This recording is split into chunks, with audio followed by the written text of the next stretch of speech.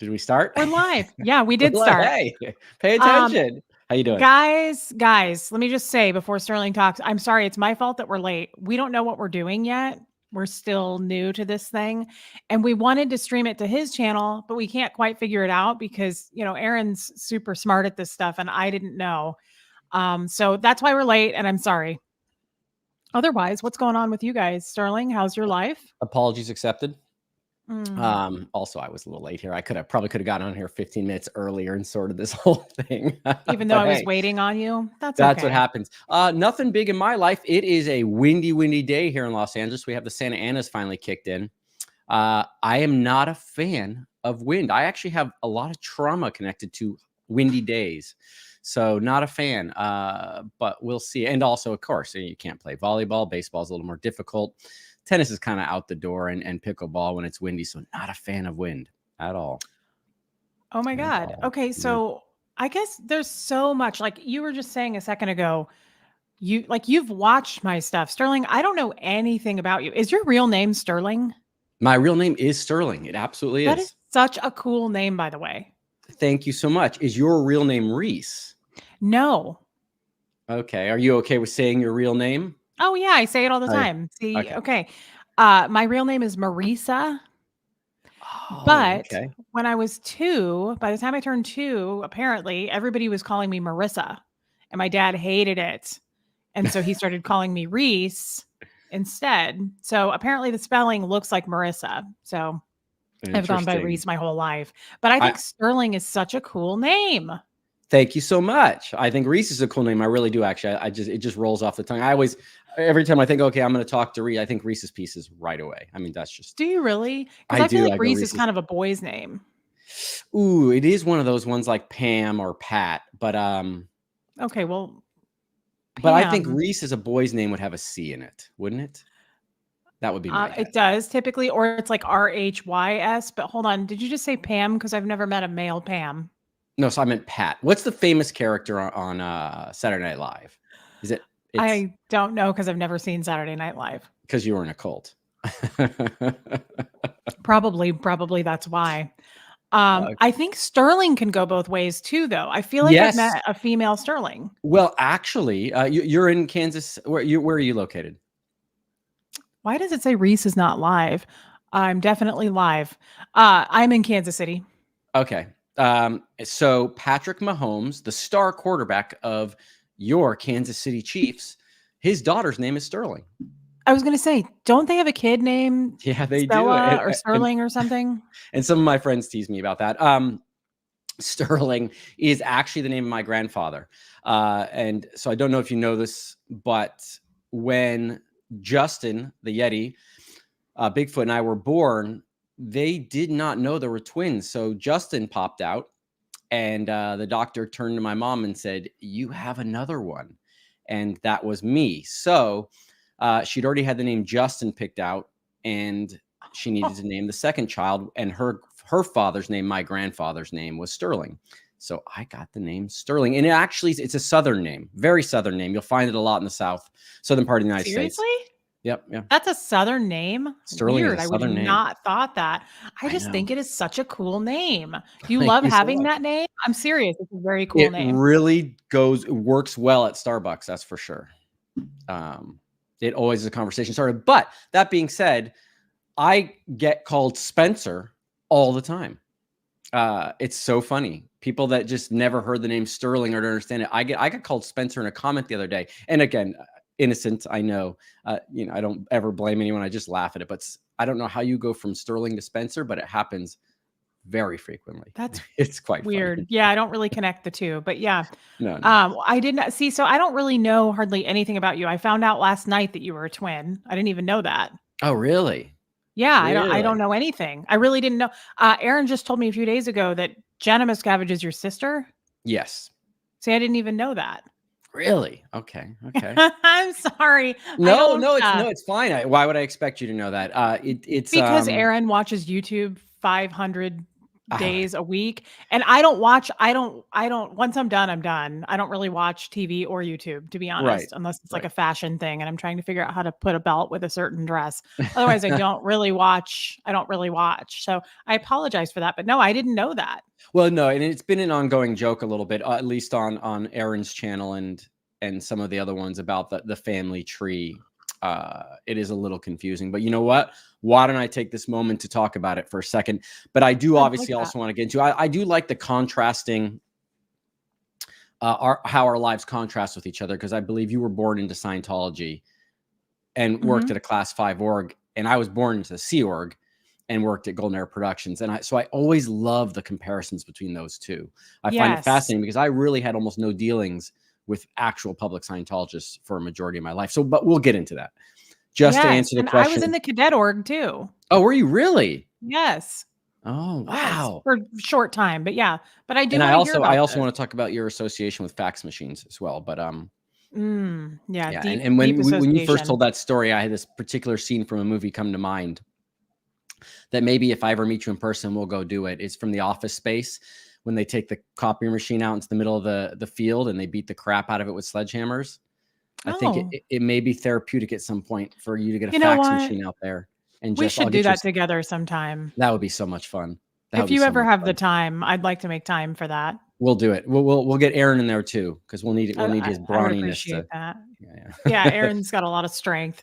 Yeah. Okay. Well, tell us a little bit about this because I Well, want to okay, know. so let me try to be as clear and succinct as possible. This is not easy. So okay, so you have the Miscaviges, and you have Ron Miscavige Sr., who everybody knows. You have Loretta Miscavige, which was his wife. They had, and I'm not going to get into David's sisters, but let's just say Ron Miscavige Sr. had a son, his youngest son, named David Miscavige. Everyone knows who David Miscavige is. And he had another son named Ron Miscavige Jr. Okay. Ron Miscavige Jr. in the 70s in Florida ended up marrying my mom, whose name is Elizabeth Blythe, or Biddy Blythe, married Ron Miscavige Jr. At that point in time, I believe that my brother and I, Justin, were about 2 years old. So Okay. Justin lived with Ron Miscavige Jr. and Biddy Miscavige. Those two people, Ron Miscavige Jr. and Biddy, now Miscavige, are Jenna's mother and father. So I'm related to Jenna Miscavige through my mother. Okay. So you guys At have that the same mom. same mom. At that Okay. same time in Hold on. I'm going to Florida. stop you for a minute. Yeah, go ahead. Go ahead. Everybody's saying, are you reading the comments at all? I'm trying to pay I see. I attention. can't see them because it's not. I can't see Oh them. my God. I hate this. I can't figure out Don't why. worry about it. Don't worry about it. Almost everyone is saying it's frozen. Okay. No. Ray, you say it's fine. Michelle Carpenter says she's fine, but like tons of people are saying restart. It's buffering. What do? We need Aaron. I don't know what to do. Yeah. Oh, here. Let me check something here. This may help.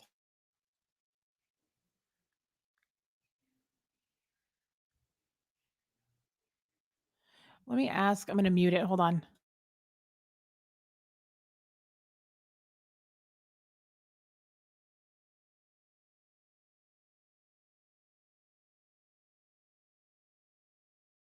Okay, I asked Jeff. He's not having an issue either. He's watching it upstairs, and everybody's saying it's fine.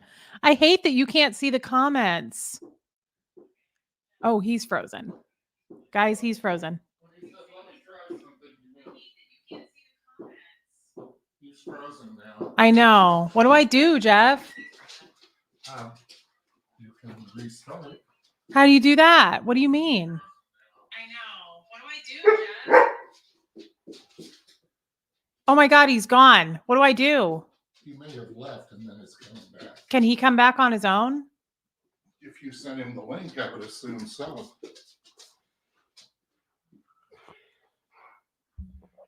Oh, people are saying he freezes a lot. Am I still here with you guys? It says live. I'm still here, right? All of a sudden, I'm really hot. I think it's because I'm drinking this coffee. What do I do, honey? Someone said now it's buffering. What the heck is going? Oh, people are saying I'm fine. So I'm not freezing up. Look at my It's on phone. his end then. Well, when's he going to come back? Some people are saying, everybody's saying send Sterling a link. I already sent him the link, guys. He has the link. Okay, Lori said just talk with us. Bo, shush it. Huh. Okay. Well, this sucks. I hope he can come back. Maybe it's like that day that Aaron and I went live and I lost connectivity, remember? And I couldn't get back on. Okay, Ted says he's just restarting his computer. Do I need to send him another link? I don't think so. I wouldn't think so. Oh, there he is. Oh my God. Hey. Yeah, I don't know what to do about the buffering, but just a heads up, because of the violent wind, sometimes the internet will go in and out, and there's nothing I it's can do super about windy that. I there. don't know if that's what was happening. Honey, no. Don't shut that door. I want the dog to be able to get out. Thank you. Sorry, Sterling. But Okay. no worries. So let's just get back at it. You know, hey, it doesn't have to be perfect. We're not in the Sea Org. Oh my God, if that's not true. Okay. Well then, guys, everybody's saying it's fine now. Okay, I mean, I don't know what else to say, but I want to carry on because I was as long listening as to you this see very me intently. moving, then I should still be moving in your live on YouTube. I mean, that's just basic math. Yeah. Okay. I'm just sorry that you can't see the comments and we can't stream it to your channel. I really would do that if I knew how. You know what? No worries. We'll figure it out next time. It's something I could have thought of, or you could have thought of, but that's okay. That's okay. We'll figure it out. Well, we'll figure this out because we're going to do this again. For sure. And I'm easy about this stuff. Again, this is a sideshow. This is a hobby. I do not stress myself out about this. And I just look forward to talking to you. So as long as the public can hear us clearly, we're not blowing out mics and we're not talking over each other, we should be good. You guys, is he a little angel? He's a sweet little croissant. Okay. Well, let's finish. It sounds like everything's back to okay, and you can't see the chat. So I'm going to pay attention to the chat at the same time, like I always do. You got now it. Everybody says, Reese, you are freezing and buffering. I don't know what to do about it, guys. You have to realize the internet network connections are imperfect. Technology is imperfect. So you will have that. We apologize. But you know, the most important thing is that you're hearing the audio at this particular point. So as long as that's you're true. As long as you guys can hear the audio, because a lot of people are saying I'm frozen. I don't know what to do about it. Let's just go on. You're definitely not frozen. Okay, great. Well, yeah. So again, Ron Miscavige Jr., Biddy Miscavige, my brother goes with my mom. They're married at the same time. This is between 1978, I think, and maybe 79. My dad, who's also in Florida at the time, marries a lady named Barbara Christensen, who then becomes Barbara Tompkins. So my dad, Foster Tompkins, marries Barbara Tompkins. We're all in Florida. I stay with my dad. Even though we're still all in Florida, we actually did separate that way. Justin and I would be in a nursery together during the day because we were still like 2 or 3 years old. But we had separated with the parents had actually separated. Later on, Foster and Barbara have a child who's my little brother, Nathan, who I am related to through my father. Nathan and Jen are actually born in the same year, so I believe they're almost exactly the same age. And that's how that was separated. So moving forward, my parents stay in the Sea organization all the way through. They never take a break out of the Sea organization.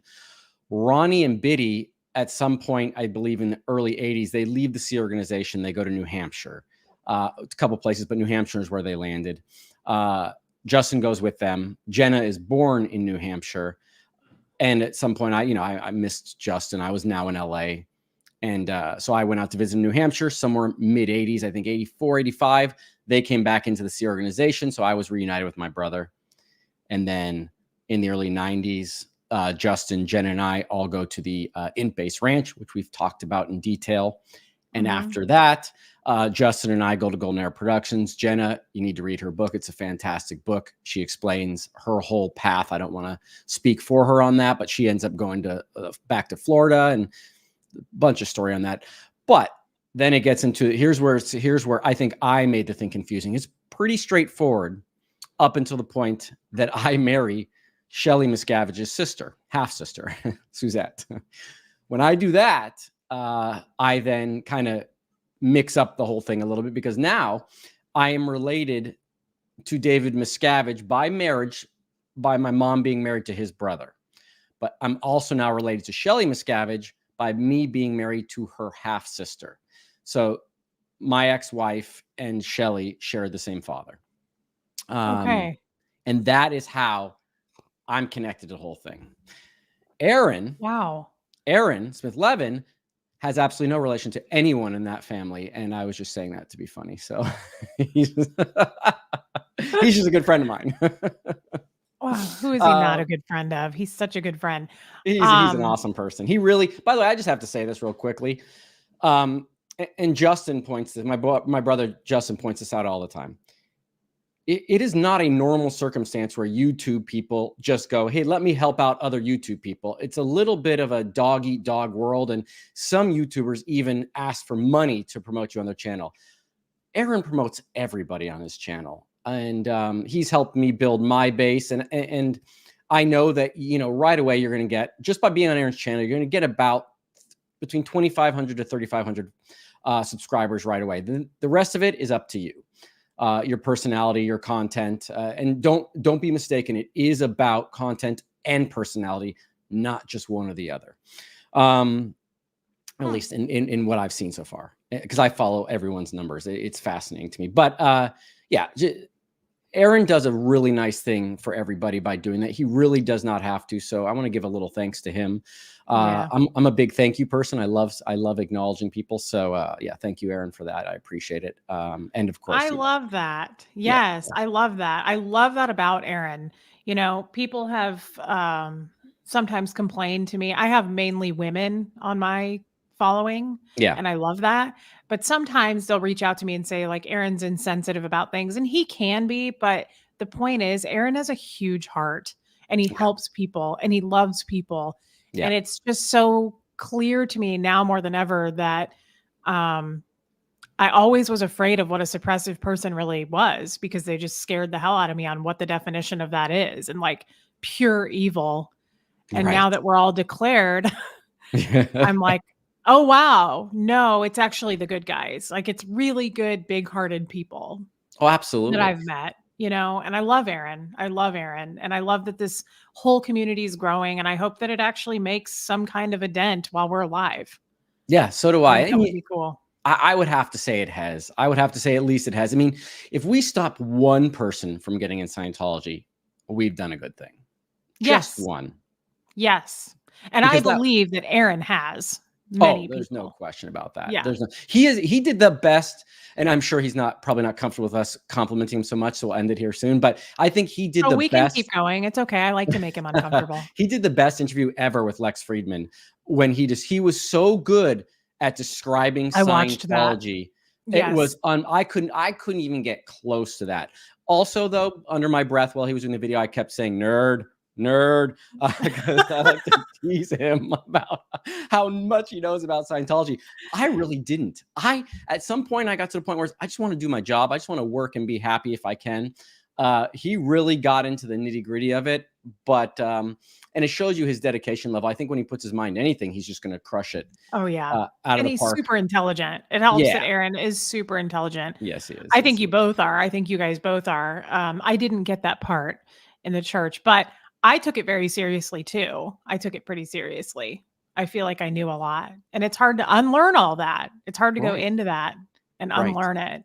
And we have quirks. Like, yeah, you'll see sometimes Aaron get a little bit impatient with some interviewees, and I get that. I actually do. I understand. So I understand both points of view. I understand that in some cases that interviewee cannot help themselves for beating around the bush or not getting back to answering the question and veering off onto a tangent that's not directly related to the question. That to me is one, personality, and two, part of trauma or a response you've learned based on living a life in Scientology.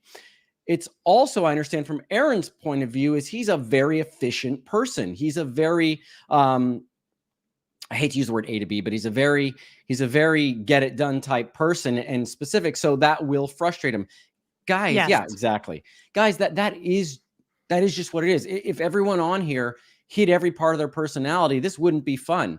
But you have to know this about Aaron. Anytime that's ever happened, as far as I've known, he's gone and had a conversation after and either apologized or said, hey, that's what happened. And most of the people that, the chat gets all in a roar about, and I do appreciate that the chat cares enough to even say anything, but the person most times is like, oh no, we're good. Realize these people are coming from the Sea Org.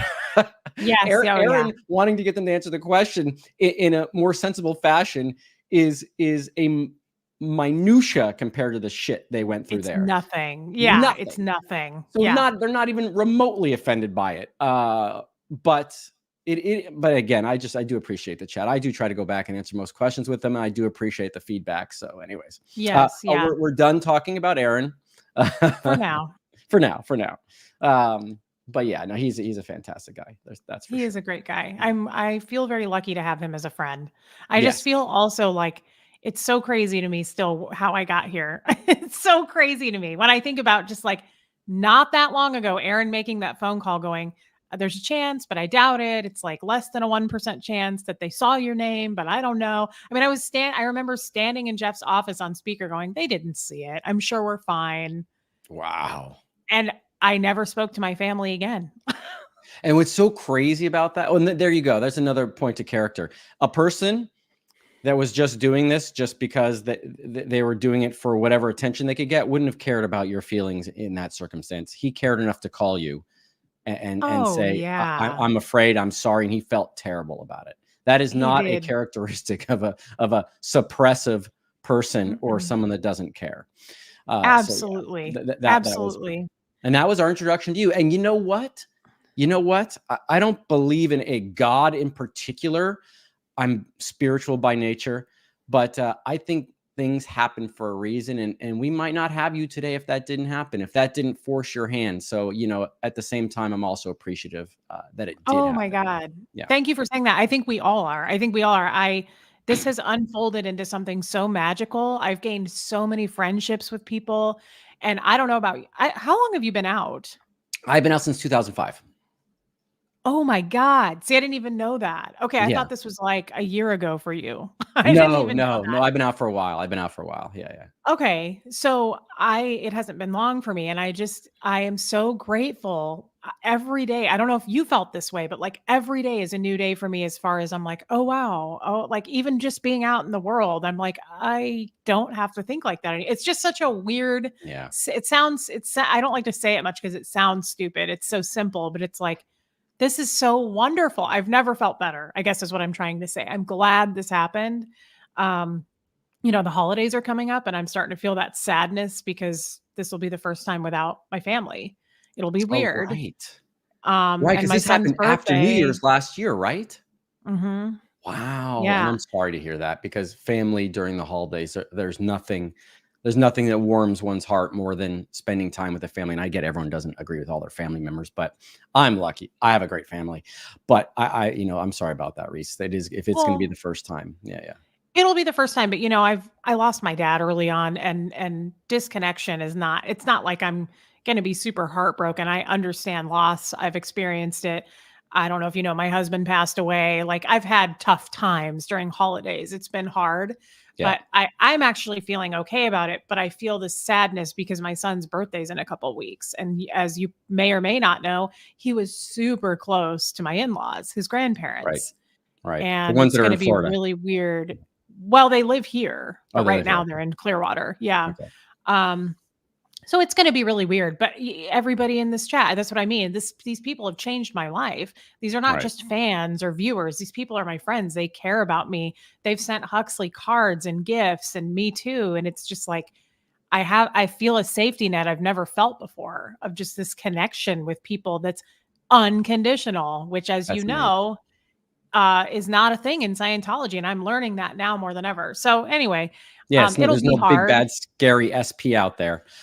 Mm-mm, To, mm-mm. and that's one of the first things I learned, which I found interesting, is that I was like, I was on the lookout when I first left. I was like, I wonder if there's going to be, and I've maybe met 2 or 3 bad apples Yeah, that I really think were just bad people in the time I've been out, and I've been all over the world, traveling and working in different locations. So it is, look, it's, well, it's brainwashing, right? It is definitely, yeah.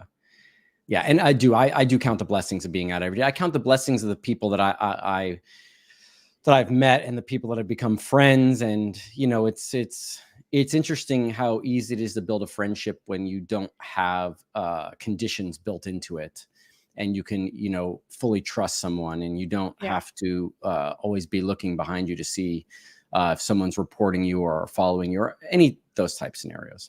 totally. Which happens all the time Yeah, in yeah. Scientology. So, if you don't mind me, I'm going to ask you a question. You were born into Scientology, so your parents were in Scientology when you were born. Yes, my dad has been in Scientology since I think like 1968. So long. In the Kansas City area. Yeah, he's from Kansas City. He lived in Omaha, though. He moved to Right. Omaha at like the age of 17 or something.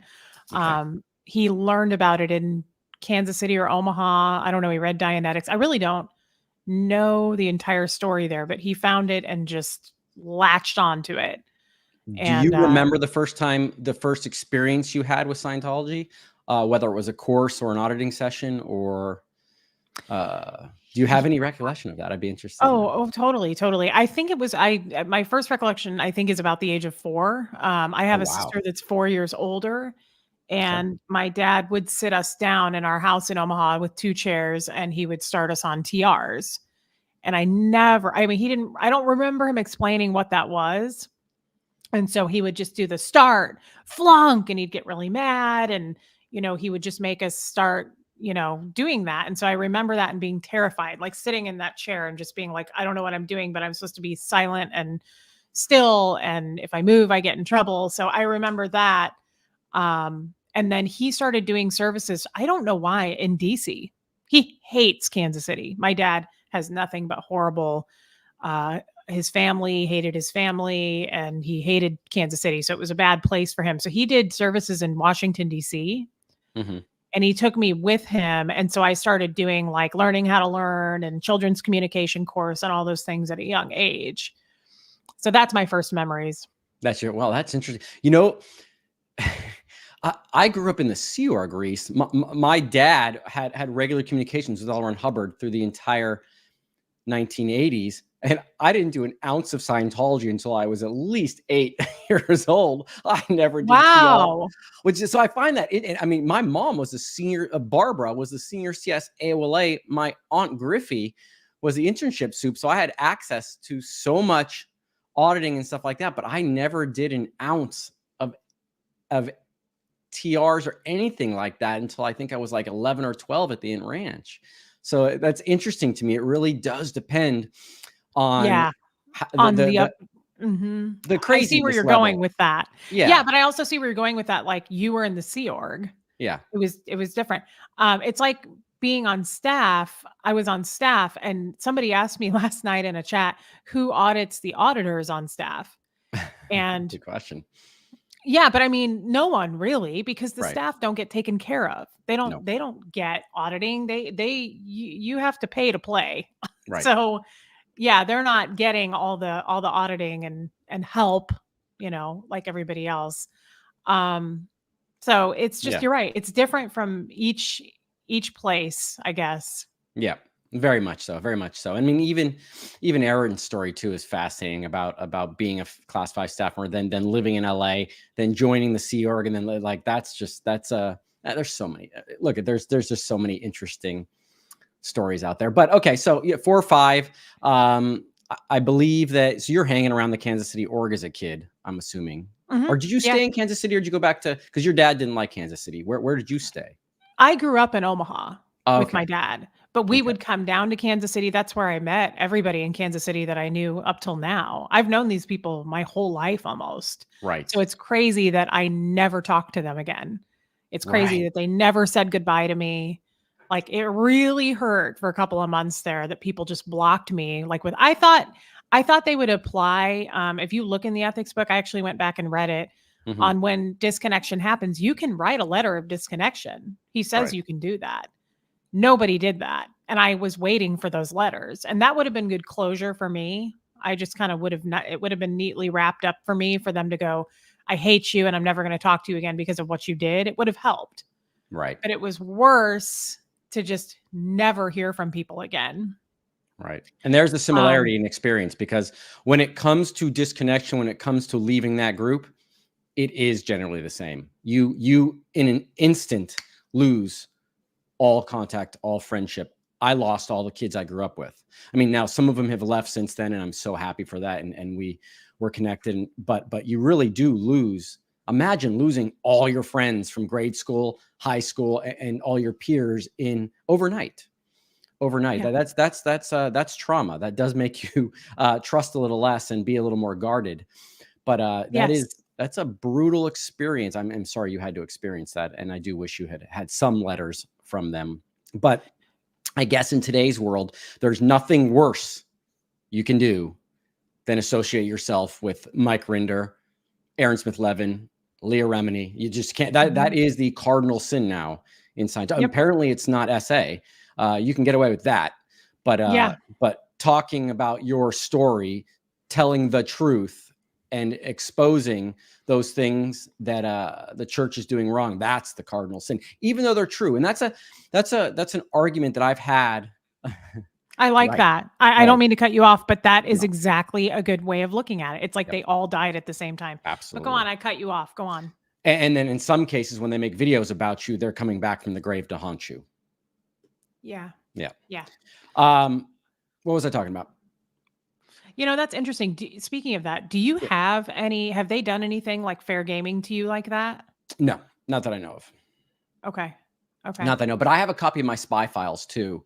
I'd be interested to see who. I was genuinely shocked about some of because Mark Headley, who's been a longtime friend of mine, a fantastic person. I don't know if you've ever spoken to him, but he's a great I've guy. never met him. He seems like a cool guy, but I've never met him him. and Claire. Well, Claire, you can't say enough good things about Claire. I've met Claire. We've spoken via email, and I really like her, but I've never met her like on a live or anything.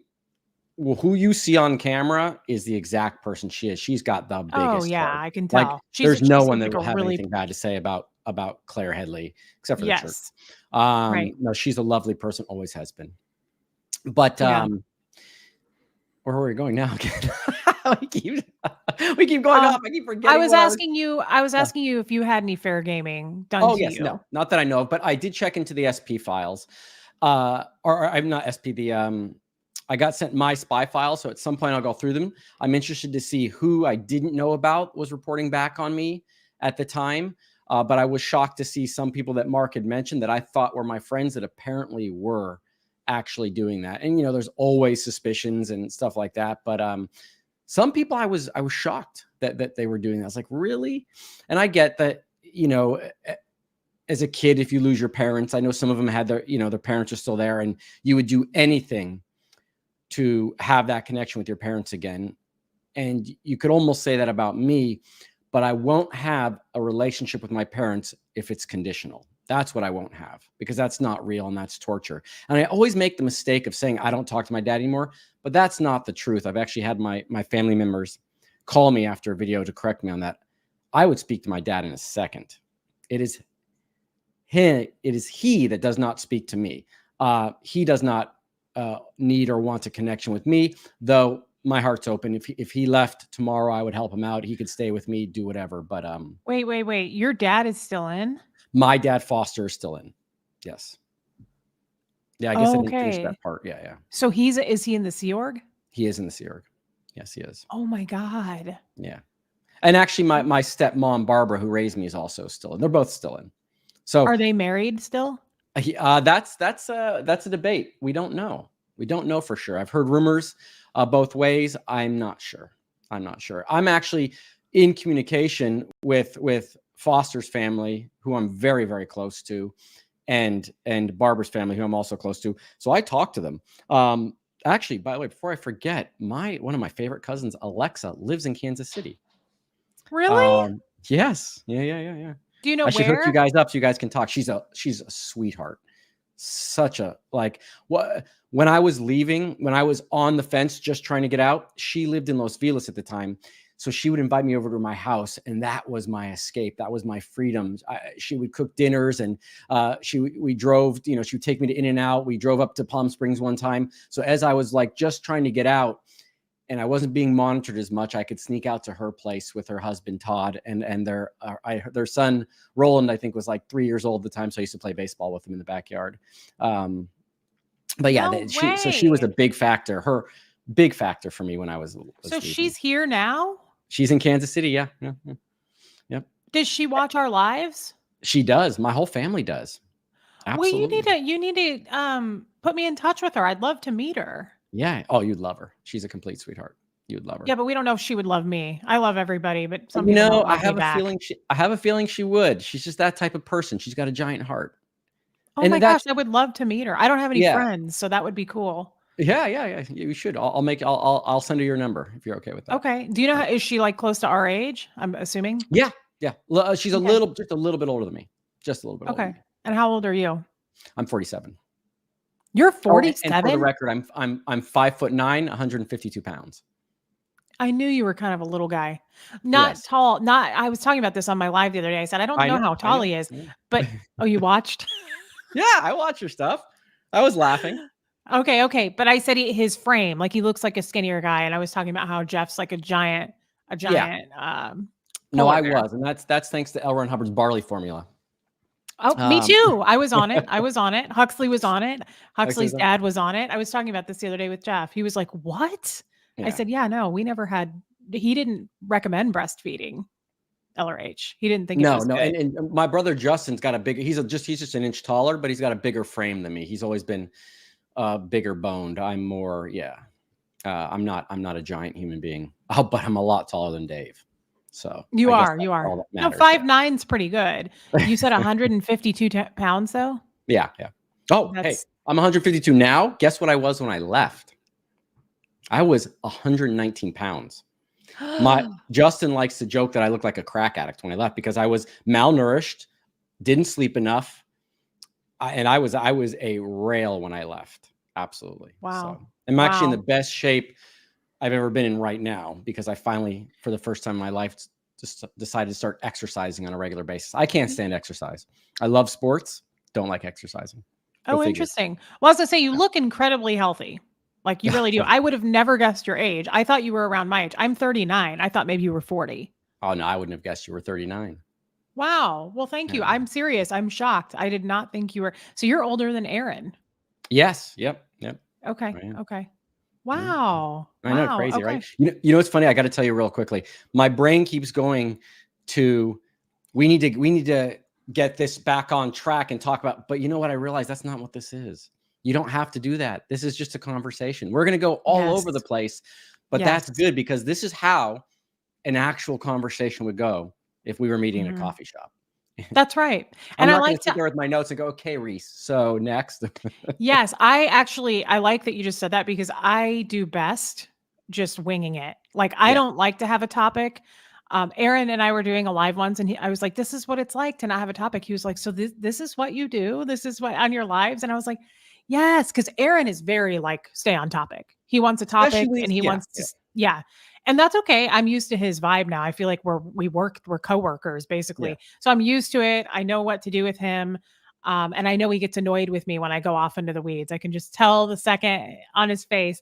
But I think it's important. I'm glad that you acknowledged that. I want to stay on topic, but at the same time, I think it's okay to go off into something else. I mean, there's a lot to learn about us, and there's 751 people in here that want to know.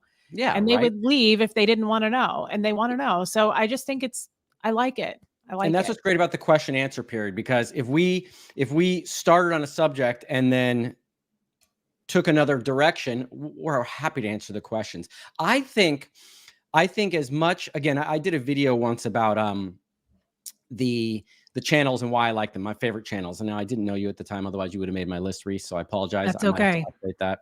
No, But no, please. I talked about Amy Scobie, Mike and Leah, Peeling the Onion with Janice and Mark Fisher, which I love, being an ex-Sea Org member. I love their channel because the history content of cool. it, they really give They're that. cool. But what's also important is to see the personality types and the people after they've left from the different areas they've left from. You being a public Scientologist and a class 5 or a Scientology organization, myself being from Golden Era Productions, Mike Rinder being from OSA. Just seeing our personality, I think, helps people understand or relate more to what we're talking about. And it's part of telling the story, but also just talking. Just talking about how you would normally talk and things you would. Of course, people may think you're being a little more guarded because you're speaking on YouTube and stuff like that. And I do have to refrain from saying some things sometimes. I do.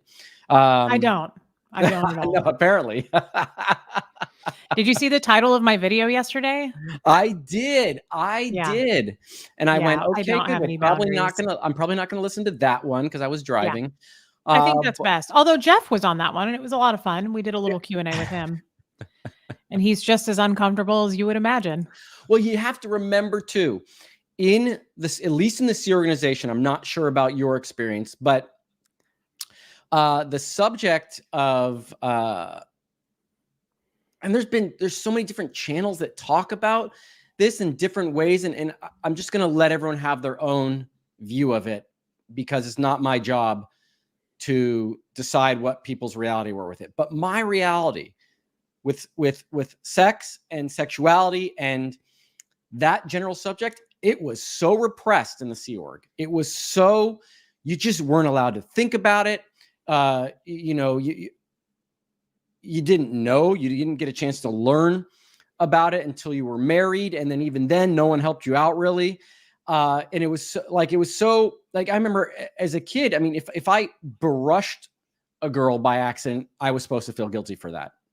Oh yeah. You know, if I swung an arm and hit her in the boob, absolutely, that was something I would need to tell someone about right away. So everyone has different experiences, but I know most of my peers, that was their experience. You had to be really careful because you knew that an almost for sure death sentence was any form of what they call out 2D. Of course, we know that means the second dynamic of Scientology, which is considered sex and family. And the phrasing for doing something like that was out 2D, which was absurd. But I just remember that. I'm just like, man, this was just not fun because everything was so hypersensitive to that. And being and working with Dave Miscavige, he was even more like he made comments to me all the time about it for whatever reason. He thought I was a player. I don't know why he thought that. But even before I married Suzette, he was like, did you go out 2D with her? I'm like, no, I didn't. Like, why would I? I know what's going to happen if I do. It's not worth it, you know? Yeah, it's exactly, guys, how he just described it too. Now, I think that's a little more strict in the Sea Org. Yeah. But it's very similar in Class 5 orgs. Scientology is not like rampant with, like, people are not just like having sex everywhere. That's, I mean, not my experience either. It's very frowned upon because you're constantly, I feel like there's a flashlight on you going, where were you on this? You know, like it's just constant. Now I was having sex at the age of 14 with a 24-year-old. Yes. And I remember that part of your story. And that was well known. I mean, that was, everybody knew, but it was also on the up and up because he was on staff and I was on staff, and that kind of is viewed as upstat, your statistics it was part of the you're an old Phaeton in a young body. Yeah. Had he been a 24-year-old WOG non-Scientologist that I was just sleeping with outside of being on staff, hell no, I'm sure that wouldn't have flown. Oh yeah. Yeah, you would have gotten rocked for that. Yeah. Oh yeah, but it was fine that he was a staff member. That made it okay. So I don't know. It's a weird dynamic though, because Sterling's totally right about that. Like everything I think that's, tell me about this, Sterling, if you're this way. Now, you seem to have more boundaries, which is a good thing. I don't have any. Do you think though that like that stems from like us being under scrutiny so much. Like I was constantly in trouble or going in session or just reported. I mean, you have to give up everything is what I'm trying to say. You have to, like you just said, if you brushed a girl's boob, you felt like you had to say what happened. You pulled that in somehow. I feel like now yeah. that's made me into this person that like I get bad comments sometimes of people who are like, you need to learn boundaries. I'm like, Yeah. Or do you know TMI, right? where I came? Ugh, that's such a trigger. I'm like, I no, saw there's no such your thing. It's a rumor. TMI is a rumor. Yeah. What do you think about that? Like, do you experience that?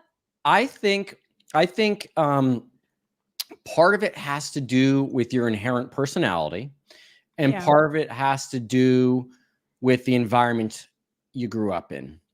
So of course, in the C organization, we never discussed, like today, if I go on a date with a girl and the date went wonderful and we slept together. Of course, I can have a conversation with my brother Justin about it and say, "Hell, boy, it was a wonderful time. She was a blast, and maybe we're gonna go on a second date, and maybe talk about some sex stuff." But that never happened in the C organization. So No. you just never spoke about anything like that. And I think my particular personality is I'm a pretty open person. I talk about anything. Now I am guarded a little bit on the tube. I won't openly talk about stuff so easily. But that being said, I did talk with Aaron that one time with Mike Brown, and we laughed about how I think it was explained that I was living in a 2-bedroom apartment where the living room was a converted living room with a styrofoam wall that was not soundproof. Silent sex? Silent sex. And so to this day, I'm no joke. I dated a girl and slept with her, and she the next morning she goes, "You don't really talk when you have sex, do you?" And I'm like, "No, was I supposed to?" And I was like, "I also know." Like, I think that's built in. I'm just quiet because oh my God. That would be awkward to have sex with you then. Yeah, it would be terrible. That would be weird to have sex with a silent guy because I like the talking. I'm a talker too I'm a talker here and boning, but answering the phone. That's the thing. So I mean, that's a little personal. I get it, but I'm okay with talking about that because it's kind of funny and it is related to my experience in the cult. But yeah, that is the case. I mean, that really was. I mean, that was 2 years living in a paper tent essentially, with a hallway right outside. I mean, that's just was she quiet too? Yes. No, it was like a stealth mission. We were like ninjas. Oh my God. I could never imagine having silent sex. Oh, wait, yeah. We pulled the bed off the wall, everything. Yeah. Do you think Aaron has silent sex? Oh, I'm not going there. I'll ask him. We froze 47 minutes. You're frozen. Yeah, that's me. I can still hear you. I know. So you stay right on there. I'll be back in a second. This is my Chrome issues. Okay, I'll talk about Aaron. Yeah. How's everybody doing? I'm seeing some people say that the chat's freezing. Some people are saying it's totally fine. Is he adorable? I love this guy, you guys. I love him because he's very much like Aaron to me, but he's more open to talk about things. I feel like we have a good chemistry, a good dynamic. I hope he and I can do something like once a week. I don't know if he likes me back. We'll find out. We'll find out and get back to each other about it. I think he is so sweet. He's so open, and God, anybody would be lucky to be his friend. I really, really like him. I wish we lived in the same city, although we have nothing in common. Apparently he bones quietly. He likes sports. He works out. Like, I'm none of those things. I like to just go out and have nachos, as you all know. It's not my thing. But if he had a baseball game or something, I could see us supporting and going. Like, I go to Huxley's. It looks like he's back. He's back. Okay. Okay. I've thought about fixing this issue, but it's actually a wonderful out that I can always use if I want to get out of the conversation. That's what happened. Like, I froze. Okay, I'll see you later. Yeah, bye. See you tomorrow. Yeah, bye. Is everything back on, guys? Everybody says I think it's okay. One person said I was frozen, but yeah, well, I think it did. Well, maybe it was just mine. You were frozen on mine, but that's it. So. Oh, okay. But that doesn't mean anything. See, everybody's saying it's fine. Okay. I was just talking about while you were gone how sweet and adorable you are. And I said, I hope he likes me back because maybe we could talk once a week. I think you and I have a good chemistry and you're very similar to me, like Aaron, but Aaron is more like he's just a little bit more. I love Aaron, but I feel like it's fun to bounce off of you too. I like talking because Aaron also says this, and he says this a lot. I don't talk about my story. It's boring. And he just Mhm. doesn't want to talk about it. I Right. enjoy doing this with you and talking about it because it is interesting to compare things Right. and just like fun, like you said, it's like some things interweave, like our experiences. And so for me, also, I find it very therapeutic to talk to somebody who understands, who is Right. there, who gets it, you know? Yeah, it So is therapeutic. It's a safe person to speak to about it. I mean, even though we're doing it in a public forum. yeah, but I Um, consider all these people, I trust all these people and I consider right, them my right, friends, right. even though Jeff's like, you're way too trusting. I want people to hear this. We could be helping somebody else by having this conversation. Maybe there's Absolutely. somebody right now that's watching. There's almost 800 people in this chat. That's a lot. There Yeah. could be someone right now who's on the fence, who's been in Scientology, that maybe this will be their breaking point and go, okay, I Yeah, got to they're get out thinking of right this. now, I don't talk during sex either, but if I got out, maybe I will. Let's do this. We're out. Right. We can have loud sex, honey. Let's go. Exactly. That's I so weird to that you finish where still I have was going silent with that sex real quick. though. So yeah. So so I'm pretty open with my friends talking about that. Of course, a little more guarded on the tube, like I say, but it was interesting coming from a completely repressed, almost, I don't know what in the real world to compare it with, but it was it's definitely a shocking difference when you leave. Um, or Yeah, I bet. contrast between at least being in the Sea Org Yeah, I was gonna say for and the you, it's probably repression. even more. Yeah, Yeah, it's yeah, probably it even was more for you being in the Sea Org, born and raised. especially yeah at the in base. I mean, it was crazy there on the subject because of course Dave Miscavige always wanted to catch someone, always wanted to catch Oh, I'm someone. sure. I'm Yeah, sure that's like all he does. Um, so let me ask you something. You were married, but you're not married. Obviously, you're single. yeah. Is she, can I ask, is she in the Sea Org still?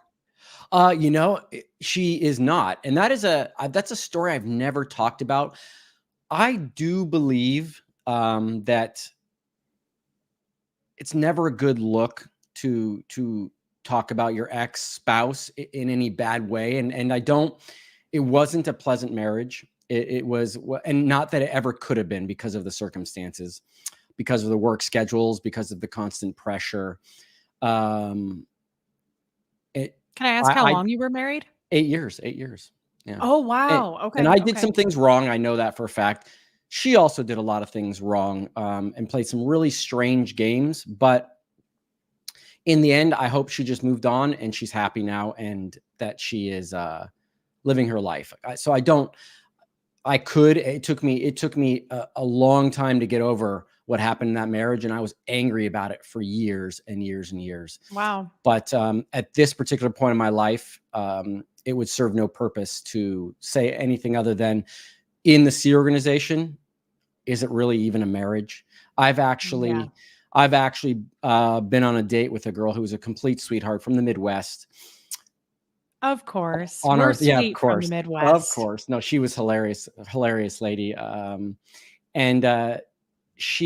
we were talking on like the third date, and she mentioned marriage. She hadn't talked about it before, and I said I was married before, and she got pretty upset at me for saying that I hadn't mentioned it the first time we spoke, even though she hadn't asked the question.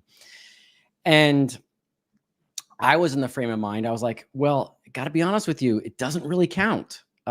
It's not like I was married in the real world. It's not like that was a real thing. So it's not, I get that some people, there's some baggage connected to having been married and getting divorced. But to me, it doesn't count. My life started in 2005, Absolutely. not Also, before. Yeah. I don't feel like somebody should be upset that they didn't know that. I mean, Yeah. It you didn't know, last a whole lot longer after that, just so we're, but yeah, really? That's too bad. I know So, she was fun though. She was very fun. So which I'm sure Midwest girl, that makes yeah, all the sense in Midwest the girl world. living in LA. Yeah. Yeah. Yeah. She was. Yeah.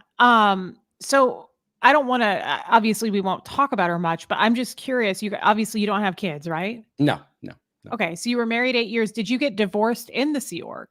No, actually, one of the reasons I was leaving was because of well, part of the reason, part of the start of my I'm getting the hell out of here was that while I was working there, I just based on her reactions and how she was acting, I was pretty sure she was having an affair with me while I was in the Sea Org.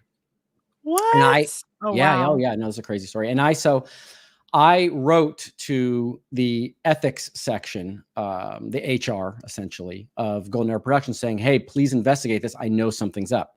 Well, as it is in the Sea organization, it's really operated in most cases on a whim. She just happened to be in the movie division of Golden Era Productions, which was quite successful at the time. I was in marketing, which was constantly being shit on, was always in trouble. So I got ignored for doing that. And they said, no, you've got no grounds to even say that. She's okay. Well, I eventually then left. And after I left, I found out that she was cheating on me the whole time. Yeah. And even though How do you cheat in the Sea Org? Yeah. It's time for that. How do you cheat silent sex? How do you have silent sex and cheat? There are dark rooms and dark corners all over that property. Oh my God, you better be quiet. Okay. Yeah. Which is ironic because I was always put on the meter and accused of cheating because guess what? I was nice to everybody. I had a ton of friends, you know, generally I got along with girls there for sure because I was nice. I wasn't a mean I totally person. see that about you. Right. You're one of those guys. You remind me of Huxley, my son. You get along with everybody. And I feel like I have that quality too. I just want to make it clear because there's some people that are going to watch and say, I don't get along with everybody. That's for sure. But I genuinely like people. I think people are fascinating and I understand the quirks. Yes. And I hope they understand that I have mine, you know. Yeah. Yes. I feel like I get along with everybody until you give me a reason not to. Then I have no problem not you getting give them the benefit of the doubt. It's always half full. Yeah. I'm friendly. I'm not like shitty to strangers. I'm friendly to people until there's a reason. My coffee cup every morning. I think. What's it say? I can't see it. Wait, this way. Turn it the other way. You're still. I do this all the time. I can't. What? Oh, eternally optimist. Optimist. Oh, yeah. I love that. Yeah. My favorite. Oh, my that's the right size coffee cup. There's these smaller versions. I don't get it. Like when it's like half the size, it's like, no, that is the right size coffee cup. Yeah. That's funny though, that you're such an optimist like that. Mine upstairs says bitter, like my personality. I have a coffee cup I'm going to send you because I have one that's got a middle finger in it. So just when you, no, it's not a middle finger. And on the bottom, when you pull it up, it says something like, it has a swear word at the bottom. So the person across from you can see it. I love that. That's awesome. Oh my gosh. Anyways, so, so you don't have kids. Obviously you were in the Sea Org. Yeah. But you've been out since 2005. She had a forced abortion. Oh my God. Yeah. And I do remember when that happened because she didn't tell me. So she had a forced abortion, but she didn't tell me she was pregnant. That butt hurt me a little bit. I have to admit that because there was that one fleeting moment where I thought, hey, I could have a kid to play catch with. I could throw a baseball with him. As you probably know by now, I'm a giant baseball fan. I was excited about that when I found out, when she told me she had, I was upset with her, but the thought just crossed my mind at that moment, what could have been. So that was kind of devastating. But of course that lasted for about 30 minutes because I went back to work.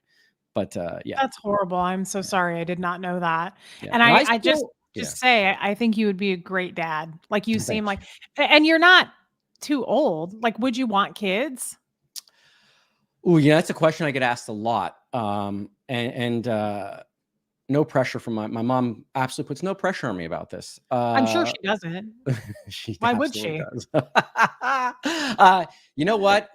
Jenna has handled the quota for adorable grandchildren already.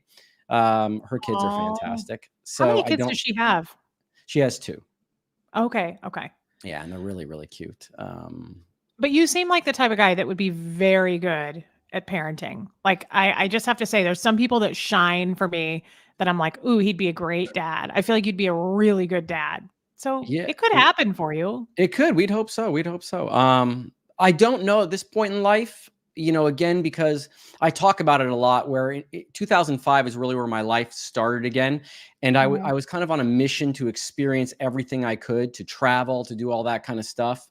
And maybe I've hit that point, but I'm still pretty, Arrested Development to some degree. I'm still pretty childish or boyish in my endeavors. And I really enjoy trying to do the most I can in life. And I don't know if fatherhood at this point would hinder that so much. So we would see. I don't know. I don't know. I mean, even my twin brother, Justin, he's also, his girlfriend has two adorable kids, and they love him to death. He is, and I hear him on the phone. He is so good with kids and stuff like that. It's just, maybe it's something that runs, I don't know, in our family, because my dad Foster was that way too. Everyone loves Foster. He was just good. I don't have a complaint about my dad as far as raising me at all. He again, he was absent sometimes, but he was definitely just a sweetheart, and I have so many fond memories. Now, that being said, by the way, and while we're on the subject, is that Justin was actually raised in quite a different environment than me, which is interesting to see. Justin is a funny, outgoing person, but I would argue that I'm a little more buoyant on the outside. And I think that does have to do, Ron Miscavige Jr., I think was a little more strict and a little more, all his ducks were in a row. Foster was more sloppy and happy-go-lucky and wing it. And so I think I picked that up from him. I also picked up from Barbara, my stepmom. And these are two people, again, that I've made the statement, and I have to make the statement, is there are people that are in Scientology that are cult members that bought the bullshit, but they're genuinely good people. And I have to say that Foster and Barbara, definitely in that category. Barbara, she taught me as a kid. I would walk around with her around AOLA, and I would spend time with her. She would talk to everybody, and everyone wanted to talk to her. She was so outgoing and so nice that I think I picked that up from her as a general thing, to talk to people that way. And I picked it up as a trait that I thought was valuable, because she really, really is a sweet person. And I say that, and people are going to go, makes me sad. Yeah. And people are going to go, well, she also did take the scissors to all the family photos and cut my face out. So there's parts, but I blame that on the cult. I blame that on the cult. Sure. Yeah. That doesn't make her like rotten to the core. Not at all. Not at all. And I know people that have left children that were younger than me that were at the Ant Ranch, and their parents are still there, but I knew their parents pretty well. And I would arguably say the same thing about their parents. Look at Laura Anderson, Phil Anderson, nicest guy in the world. Phil Anderson was such a cool guy. Now, I've seen her conversations in the movie she did, an interview, and it's horrific to hear them, but it sounds just like my dad. And I would compare Phil Anderson to my dad. I think they're both genuinely nice people.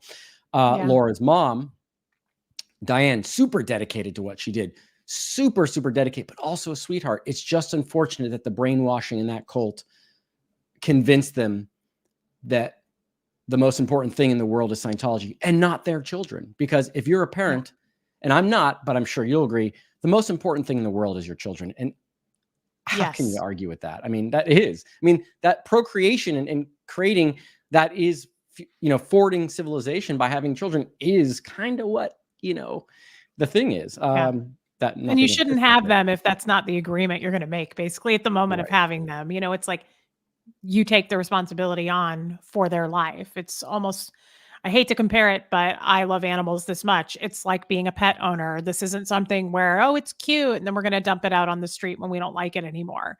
Right. It's kind of similar. It is. It's like, this is a responsibility. I have a close friend who has two kids, and whenever she says, oh my God, one kid's sick, this kid's this, I'm like, yes, no, I know, I understand you. I have pets. She always gets really pissed at me. Actually, well, I don't know if you know enough about me, but like my animals are super important to me. Okay. I didn't know very, that. very, oh yeah. I'm very, very big animal lover and my own animals are very important to me. So yeah, no, I get that. I guess what I'm saying is it's a huge responsibility having kids and Yeah. it's for life. And I like what you said there because I think my dad is rotten to the core. I think he's Right. just was always evil and I don't think he should have had kids. My in-laws, I don't think they're bad people. I think they're like you just said, I think they're brainwashed and it's Yeah. a shame because I think they're good people.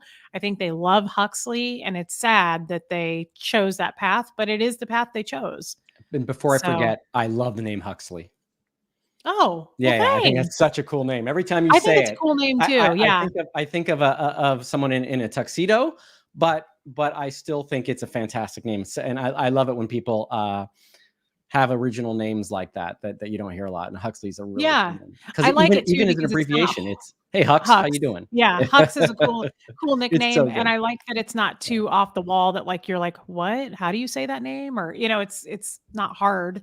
Right. But thank you. Yeah, it's a cool name. I thought that when I had him, I tried to imagine being like a 25-year-old guy with the name Huxley, and I was like, "Yeah, that's still a cool name." So Oh, I like it. absolutely. And if Yeah, he ever it's becomes a cool. banker, he's in like Flint. I mean, that's just That's like what I always thought. It's weird yeah. that you say that because I always thought of like a banker with that Yeah. name, like Huxley, like rolling up in a nice car. And I don't know. I just like a banker. That's cool.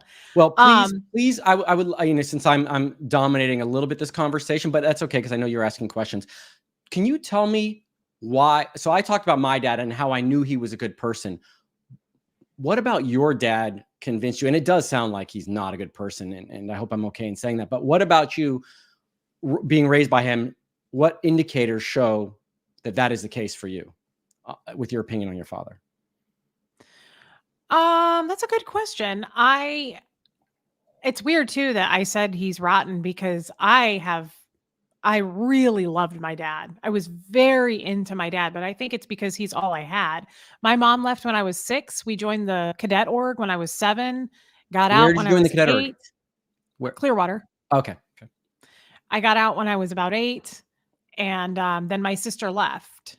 She went to live with my mom. So I was from then on raised by my dad, and I have a lot of good memories with him. I mean, he was very harsh. I don't ever recall my dad saying "I love you" to either one of us, me or my sister. Not affectionate at all, and extreme standards. Like just. And I told Aaron this. I was always doing lower conditions to my dad. When my mom left, I bleached one of his favorite T-shirts because I didn't know how to do laundry, and he put me in lower conditions over that. To be clear, he And actually made you write up lower conditions?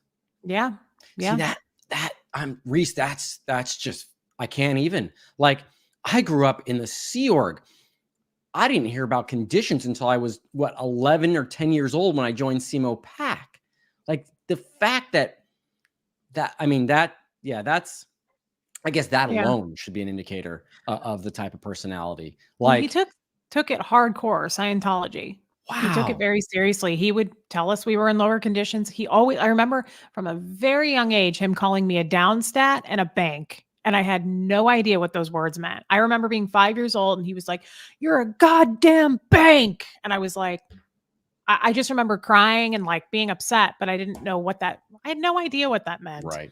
Oh, I'm so sorry. Um, I'm sorry that was that way. No, it's nice That's of you just to say, but yeah. it's okay. But those are the memories I have of like, he actually wasn't a good father. Cause I remember like going to restaurants with my dad was very wealthy and I guess he still is. And he was not cheap. So like we would go out a lot and he definitely spent money on me. We'd buy me things and um so it was like this weird give and take. Like he was mean and abusive with words, but I remember one time, like I think I must have been in junior high, and I had a couple of friends, and they were like wanting to go to Target and get clothes, and I was like, "Can I go with them? Can I have money?" And he was like, "We do not buy clothes at Target." Like Whoa. it was like he was mad about it. Like we buy high end stuff around here. Like Wow, that's it was interesting. just You would so not weird. He always carried around this really thick ball of money because he was a big time pool hustler. He played pool. He owned a company too, but yeah. he would come home, he would leave for days. And I was alone. My mom was gone, my sister was gone. So when I was like 7, 8 years old, he'd be gone playing pool for a couple of days. And I would just make my own food and go to school and walk to school. And but he'd come home with like that, like it was like a mafia situation, like thick money wad. And Did it your was dad own a waste management company by any chance? no, he owned a construction company. Oh, so just as bad. He might be Kind of mafia. similar. He He could be, might be it could have mafia, been Reese. money laundering. I don't know.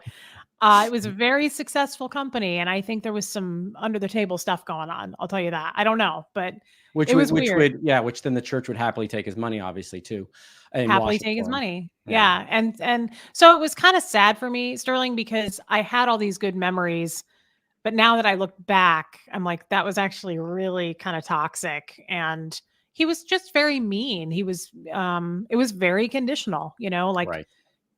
you better be up stat or you're a down stat. And so those things. And then I saw him for the first time in years at the Ideal Org opening here in Kansas City in 2019. Mm-hmm. And that was weird for me. It was very emotional. I remember because I still have this, not anymore, but back in 2019, I had this hope still that my dad would pick up the phone and call me one day and just go, "Hey, I really love you and I'm sorry. Like, I'm going to cry if I talk about it too much, and we're not here to cry. I usually only cry by myself with everyone. I don't want to do it to you." But I saw him and it was super emotional because we made eye contact. He was right there. He never said a word to me. He just acted like I didn't exist. And it was Right. assigned seating. And I don't know who did this. I don't know why they did it, who was in charge of it, but he sat. I mean, Jeff went with me, and Jeff will tell you, he goes, I could have reached back and touched him. He sat right behind me. Wow. So for the whole opening, I had to sit there and just like, I was so uncomfortable that he was right behind me. I hadn't seen him in decades. And it was so sad for me that my dad didn't acknowledge me. It was really hard to just. And you were a Scientologist in good standing at this point. Yes, that's why Okay. it was so hard. That's why it was even harder. I was on my survival rundown. I was putting in all kinds of crazy hours. I was having, I had to have a repair. So I had a field auditor come and do my repair. So like it hurt even more. And that's when I really started to unravel with the church, was actually in that moment. I was like, this is not normal. This isn't normal that I'm an active, in good standing Scientologist. This guy's donated millions and he hates my guts. Right. And he's disconnected from me, and everybody's going, "Oh, I love your dad. He's given so much." And, it's really twisted. And I started to really question that at that point. I was like, this is not right that I have a child that he doesn't know, that Wow. I was like, this isn't right that I own my own house. I'm successful. I'm in Scientology, and this guy is behind me and can't even say hello. And he wouldn't. So Wow. those are That's the insane. original question you asked me. That's why I say he's rotten. There's nothing good about him. He is. Really, everyone's got an individual story for themselves, why that may be the case, but that's horrible. I can't believe that someone would sit directly behind you and not say anything. But it does go to the mindset of a Scientologist, but you also have to say that's him as an individual too. You cannot put all the blame on Scientology always. I think you will agree with me on that. Some people just are bad apples. And Scientology just gives them an opportunity to amp it up or put it on steroids, such as a Jenny Linson. Jenny Linson, who's an executive at the international base, is notorious for being the Wicked Witch of the West, East, North, and South. And she just, whatever Scientology does for her ego amps her up, and she's just doubly nasty to people. Yeah. But I have to say what you just said, it shows who he is. But at the time, sitting in that chair, I immediately went back to my 5-year-old self and I was like, I must be a downstat. Like he made me feel like I'm such a bank that you won't communicate with me. Like it was just this, like, it just went, I felt so small. I wanted to leave that ceremony so badly. I was just like, I can't do it. Like I was having, if there is, you could describe what a panic attack is, because we don't use those words in Scientology. I felt like that's what was happening. I was having trouble breathing. I was like, he's behind me and I know he's there and he won't acknowledge me. And it just makes me feel like this piece of shit. Wow. So I really hate him. And I'm going to say something right now that I've never said on YouTube and I've been thinking about. I don't know why I'm going to do this with you here. Doesn't matter to you. I'm sorry to take up our time on this, but No, not at all. Please. since I was little, my dad has 3 girls. I'm one of them. I'm the youngest. He has this giant, it's huge, this book, and it's a blank page book. And he started writing in this book when I was born. It's a baby book, I guess. Mm-hmm. And he wrote in this book all the time when I was born. And then I remember being like 4 or 5, and I would run down and jump into his lap, and I'd pull the book out and I'd go, write a page, write a page. And he'd go, I'll only do it if you go to bed. And I would go, okay. But write about me, write my story. And so he would write, and he wrote until I was on staff. So that started from birth until I got to staff.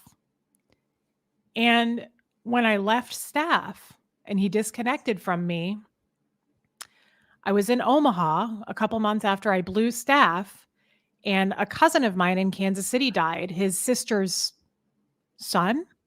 And the kid was my age. He died in a car accident. And he called me and told me about it. And he said, you're going to need to go to the funeral. And I said, okay. And my sister in Omaha was going to come pick me up, and we were going to follow him to the funeral. How awkward, right? Because my dad disconnected from me. Right.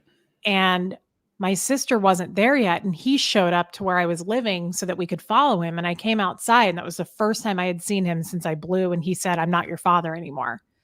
Wow. And he rolled the window down, and I said, hi, Dad. And he handed me the book, and he said, I'll never need this again. Wow. Reese, I'm the only time I cry is when I talk about my dad, and I'm sorry about that. No, again, it's okay. That's not even Scientology. That's the character of that particular person. That's the worst thing you can do to someone. And I'm sorry that happened to you. It's okay. Thank you for saying that. The point is, I have this book with everything in it. There's everything in it. In this book, he talks about my relationship with Shane, the guy that I was having sex with underage. He talks about that. Right. So the joke's kind of on him, because I'm sure he wishes now he would have never given me that book. He talks about everything in Scientology in that book. Wow. And he talks about us being in the cadet org and all of those things. So I have it in, my attorney told me to put it in a locked place. What do you call those things at a bank? Lockbox or safety. Safety deposit box. Yeah. So I have it there, but I also have copies of it here. And I thought, I kind of want to read it to everybody. And if I ever write a book, I want to put it in there. Yes. I want to put that in there. Absolutely, you should. Absolutely, you should. Yeah. And it shows what I've always said there's one person I want to punch if I ever get the chance, and that was Russ Bellin. I've now added your dad to my list. Just so you know. It was hard. And I'm not a violent guy. So it was really tough. I'll never forget that. I was so excited to see him, but scared at the same time. And he rolled that window down, and I thought he was going to maybe have a change of heart. I didn't know 20, 30 years were going to go by and he still was going to feel this way. I thought he would warm up and thaw out, but he handed me that book, and I'll never forget that. He was just like, I won't ever need this again. What's worse is it's premeditated. That means he thought about getting that book so that he knew he could see you. And he brought it with him. Yeah, he brought it with him just to say, the official disconnection. I fucking hate you. I'll never write in this thing again. I've been writing in it for the last 16 years. It's yours because I've washed my hands of you. Yeah. And that's Scientology, guys. Yeah. You turned out to be a wonderful person. Thank you. Flawed like all of us, but wonderful nonetheless. Your personality shines through, and people are going to see that. And again, it's something I did say in my video the other day too. Also, believe it or not, everyone watching, no matter how much we smile, we laugh, we talk, there's no way that any of us walk away from that cult without some damage, and we deal with it our own ways. And Reese, I appreciate you telling me that story. I'm glad I told you, actually. I'm glad you're the person I told. Yes, yes. Thank you so much. And that, I'm burning up a little bit inside with that story. Because when it comes to dads and Scientology and disconnection, that's my weak spot. That's my the part that hurts the most. So maybe that's the reason you decided to share it. But again, I'm sorry. That's horrible. But you talking about that book, I think would be in the future. Hopefully it's therapeutic to you, but I think that's a brilliant idea. Yeah, thank you. I think it will be. I think it would be nice because I feel like I know everybody now and they know me. And honestly, I haven't read it in a long time. It's hard for me to read it because he's very complimentary of me in the beginning of my life. Right. He's like, it's so creepy though at the same time. Like I read a part where I was born and he was like, he's so Scientology. It's all he thinks with. He's like, he never liked my sister as much as me. You can tell he was not as friendly to her. She was more sick when she was born, which automatically makes her down sad. And Oh, so he right. says that he Right. compares us in the book and he goes, well, kid, he's like, you were born in 45 minutes. He's like, which shows your confront on this world already. He was like, you're ready to tackle things. He was like, unlike your sister, your mother was in labor for this long and she came out sickly. And he was like, but not you. You were ready to confront things on life. It's so awful. No, we need to It's do a so series called awful. "Stupid Shit Scientologists Say." I'm Well, already we've doing a done that with stupid. the audios. Yeah, you have. There's so, and I do that. I'm on my series of stupid shit Tom Cruise says. When he told everyone, all Scientologists and SEAL members in the world, that he would like to be out vacationing and romping, but he knows. Like, you know what, dick? Like, and What an again, I will idiot. say it. I was the biggest Tom Cruise fan. Top Gun was my favorite movie growing up. I wanted to be a fighter pilot, believe it or not, as a kid, even more than baseball at some point. But when I was there and I saw that video, I'm like, dick, what is your problem? Like, are you joking? Do you realize that everyone can just go to a magazine stand and see the photos of you romping, and then you're going to He's a make that total public dick. statement to Scientologists and Sea Org members? And I remember I I'm got totally called sorry. Mr. Cruz. I was like, fuck no, I'm not calling I've him that. never liked him. Even in Scientology, I never liked him. I always loved John Travolta, Oh, but I Travolta's my never liked guy. Tom Yeah. Cruise. He's always come off as such a douchebag to me. I just Yeah. never liked the guy. No, and I've he never seen that became movie, super Top douchey. Gun. He wasn't, yeah, he became that way. I think he was actually quite a nice person before. At least I've been told he was. I wouldn't be surprised. I wouldn't be surprised. I think a lot of people probably wind up like my dad, I think was always pretty awful. But I Yeah. think there's a lot of good people who probably join and end up like Tom Cruise.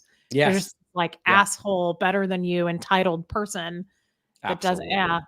Yeah. Well, it's back to the Jenny Linson thing. I do think if the person has a proclivity, is that the word, towards that sort of behavior, Scientology gives you an access to use or put that out, right? Yeah.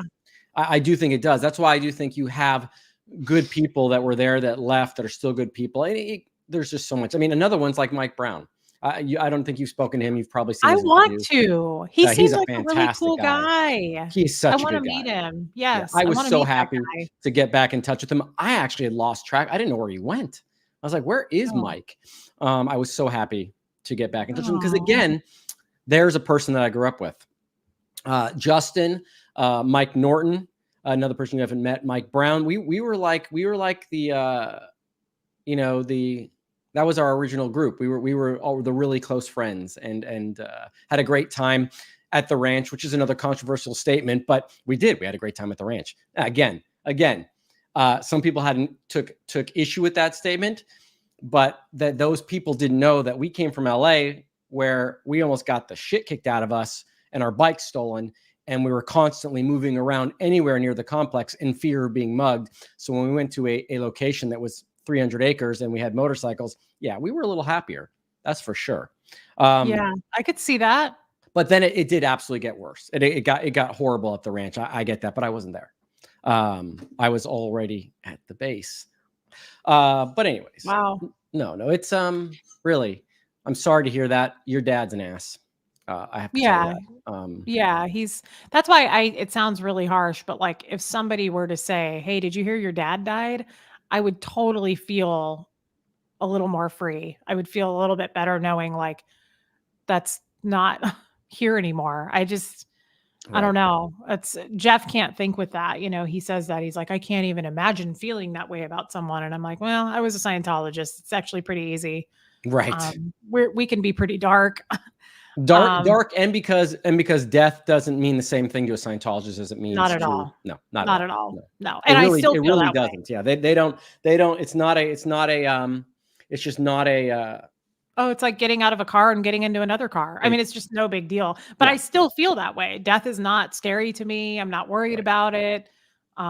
It's just not a big deal. But with him, yeah. And I think I've not talked about this publicly until just now, but I just think his image means a lot to him. So I think it would be a good thing to start reading the book, and hopefully it would get back to him that I'm doing that, and I'm sure that's why I keep it locked up, because I think, oh my God, it would be worth it probably for somebody to break into my house and try to find that book and steal it. And I hope at this point he sees this video today and he regrets giving you that book, because that's what you're going to do with it. I really do.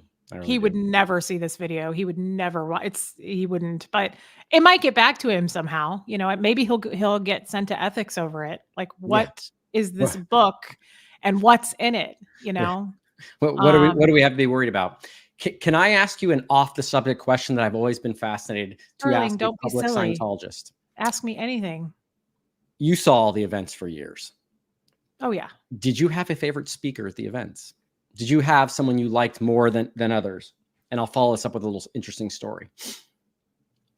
You mean back before they were all put in the hole? Yes. Like when you would have 4 to 5 speakers an event, when you had your Guillaume, Mark Yeager. I liked Heber. Okay. Okay. That's interesting. So did most people, including inside the C organization. They did a survey at one point up at INT, or Dave Miscavige asked for a survey to be done of who the most popular speakers were. And as the story goes, because I heard it third person, apparently Heber was the most popular speaker. And then I believe it was Ronnie Miscavige Jr. And then I believe it was Dave Miscavige. And I think that rubbed him the wrong way. And he partially started mistreating or being a little more nasty towards some people, because he realized that, Scientologists really didn't like his speaking as much as they liked Heber's, because Heber was actually, oh my God, he was so good. Yeah, he was so really fun good to listen to, even though it was all about psychiatry and it was all a bunch of mumbo jumbo. Heber was really, really good. Yeah. And did you get the creeps from David Miscavige, or what was your always? Did you ever meet him? Yes, twice. Really? I got an award from him in St. Hill. I flew to St. Hill because my dad made me a patron.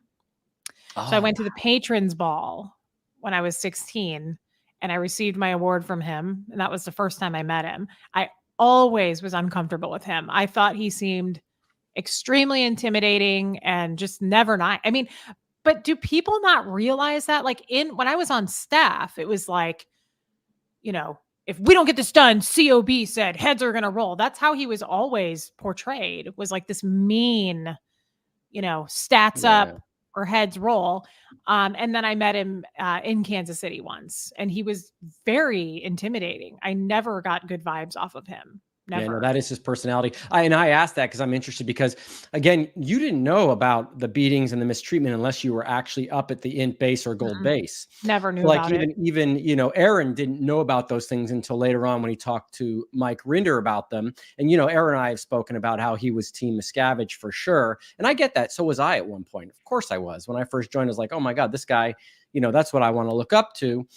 Oh yeah. But then my mind started going, well, he also has a motorcycle and a car. I wonder why I can't have those, which is a weird train of thought that I went to. But yeah, I'm always interested in asking that question, because some people really looked up to him, and I get that. He was a decent public speaker, and he had that sort of it factor for Scientologists. But I also was acutely aware that some people had to have like that vibe he gives off, which is a little creepy and a little bit like even his over the top handshake or whatever that may be. Yeah. He definitely, and don't get me wrong, again, he can also be super charming, but I don't think he was super charming to Sea Org members or staff members ever, because they were beneath him. Never. I think he could be charming to public facing figures, so that it didn't look as bad. But I always was Gavin. I was wondering. Gavin. Yeah. Who's Gavin? Do you remember Gavin? Oh, Gavin. no, you're What's his not the last name? recruiting guy. Yeah. I don't remember his last name. I never met him. Okay. I met him a few times. He came through Kansas City and he reminded me so much of David Miscavige. It was like he was trying to be David Miscavige. Oh, yeah. They were very similar. I can't Yeah. think of his last name. Potter. Yeah, Gavin Potter. He was so much like Miscavige, in my opinion. Yeah, I was one of the believers. I never looked with a lot of respect to COB. I always was kind of one of the people who I was like, I'm waiting for LRH to come back. Interesting. Yeah, I have way more respect for LRH. Now, still not enough. Like when they did the hip hip hooray thing, I would never join in on that. I thought it was weird. I thought there was a little too much. I thought it was a little too worshipy. Yeah. But I still liked him more than David Miscavige. Right. And I don't know. I just, as a woman, David Miscavige always gave me the creeps. I don't like men who try to be super intimidating and use like their power to be mean and come off as very intimidating. And I always thought he was that way. It was always this scary. As a staff member, it was like, if you don't get this done, Miscavige himself. Like, it was never a good thing. It was never supportive. Like, Mr. Miscavige is so excited for us to make our target. You know, it was never like that. No. And like, it's so funny because I've spoken about that with Aaron. When you have the most dedicated group of people, arguably in the world, working for you, it would be so easy to keep up a high level of morale and get a lot done without all the punishment, without all the endless nights of no sleep and the horrible food and conditions. It would have been it. Look at Golden Air Productions could have been a paradise, so easily been a paradise, but you had a malicious, violent, malignant guy running the place, and that's the only reason it was that horrible. Scientology is still a cult. The beliefs are still crazy, but it could have been a better experience for sure. Absolutely. Yes, I agree. If you had had a better leader that actually cared about people, actually the cult part doesn't seem that bad. No, that part isn't that bad. You want to have a bunch of people studying L. Ron Hubbard technology? Who cares? That's not really hurting anyone. Right. It's the leader and how forceful and mean he is to the people. Right. You know, you want to go do a locational and apply your weird technology. That's not really hurting anybody. You look a little cuckoo, but you know, I don't know. You make a good point. That's a good point. And let's be honest, it's not big enough. I mean, it's not big enough. Like I'm all for let people do Scientology day and night. Just stop the disconnection. Yes. Stop the harassment. Yes. Stop the harm. Really, it's just the harm. It does. You could apply Scientology and not be harmful. You could. Absolutely. If you could say that a lot of Scientologists are quite nice people, and that's also a true statement. That's also a true statement. Very much so. Until they get to the rock and the hard place where if you're saying a truth about Scientology, but it disagrees with what they. Oh no. He froze again. That sucks. You guys, this is such a good interview. Real quick, while he's frozen, I wonder if he can hear me. Do you think it would be fun if he's available? He's available on Wednesdays and Sundays. I think it would be fun to do like a Sunday, maybe one Sunday, every Sunday, or like every other, do Sundays with Sterling. Wouldn't that be fun? Doesn't that sound fun? Am I frozen too? Do you guys? Can anybody hear me? Does anybody even know what I just said? Am I frozen? Someone say something. Okay. Yes. This is he is really fun to talk to. I really like him. I like him a lot. Hopefully he comes back. I think we're going to wrap it up. We were only going to keep it to about an hour and a half. I'm going to mute it for a second. Hold on.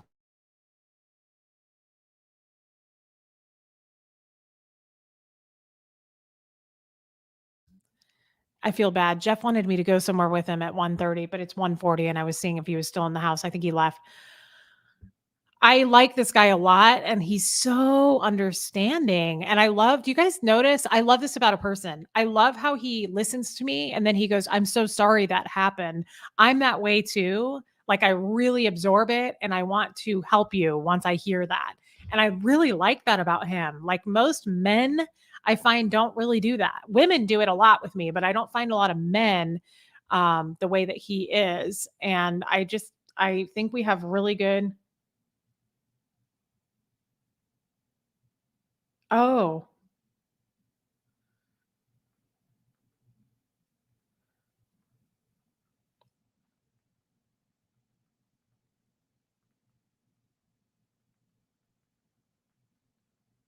okay. So he has a power outage.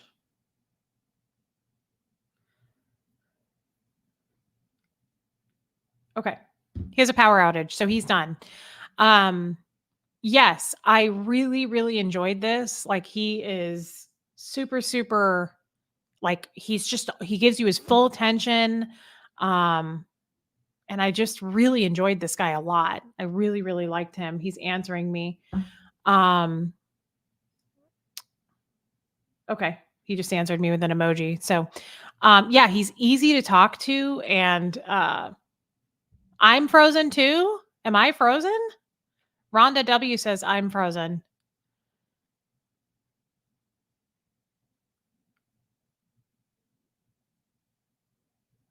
Huh. I hope not. Yeah, he's funny. He's easy to talk to. He just seems like such a good person. And today was really um, the first time I got to know him. We did our game show the other night, but I just enjoyed him. I didn't really get to know him. So yeah, at least maybe I realize he's probably busy I'm sure he lines up stuff with other people. Um, but I'm thinking like every other Sunday, we do a Sunday with Sterling. It's very therapeutic for me to have these conversations. And Aaron and I don't always have them. And Aaron, like he said, he doesn't like to talk about his story, and that's okay. It's what everybody's comfortable with. But I like that this guy talks about his story. I think that's really cool. And I like that we can bounce things off of each other. And he's just a great guy. And then what do you guys think about the book? I want to talk to you guys about that while we're all still here. That was hard for me. I've been wanting to share that with you guys. What'd you say, Ray? I don't mind him. I love that he gives back and doesn't shut you down, but I love my Reese singularly.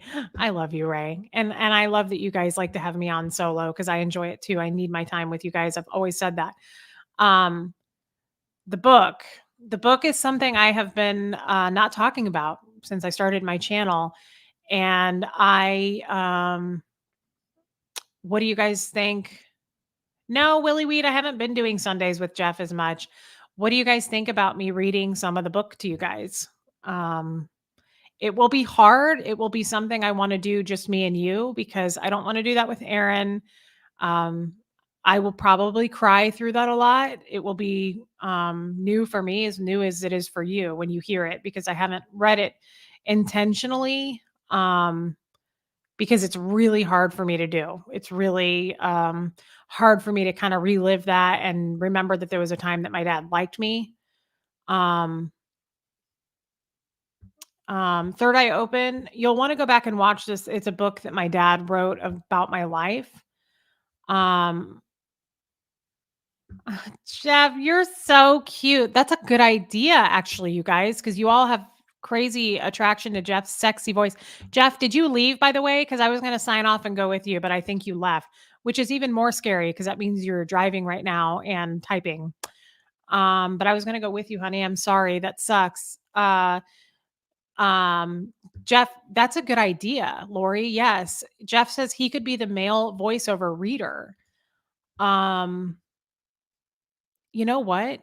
That's a great idea because I might need Jeff to do that anyway. I don't know if I could read it and not cry. Um, that's not a bad idea. I didn't think about that. I did not think about that. That book is extremely emotional for me, and I just don't know if it's something. What the shit? Did it just get brighter in here, or was that me? Do I have cataracts? Are my retinas detaching? What's going on? Did you guys see that? Did it just get brighter and then it got dim again? Oh my God. I hope it's not my retinas. I'm always afraid of that surgery when people have a retinal detachment. Um, Okay, someone said it did get brighter. That was weird. Okay, good. We're safe though. My retinas are safe.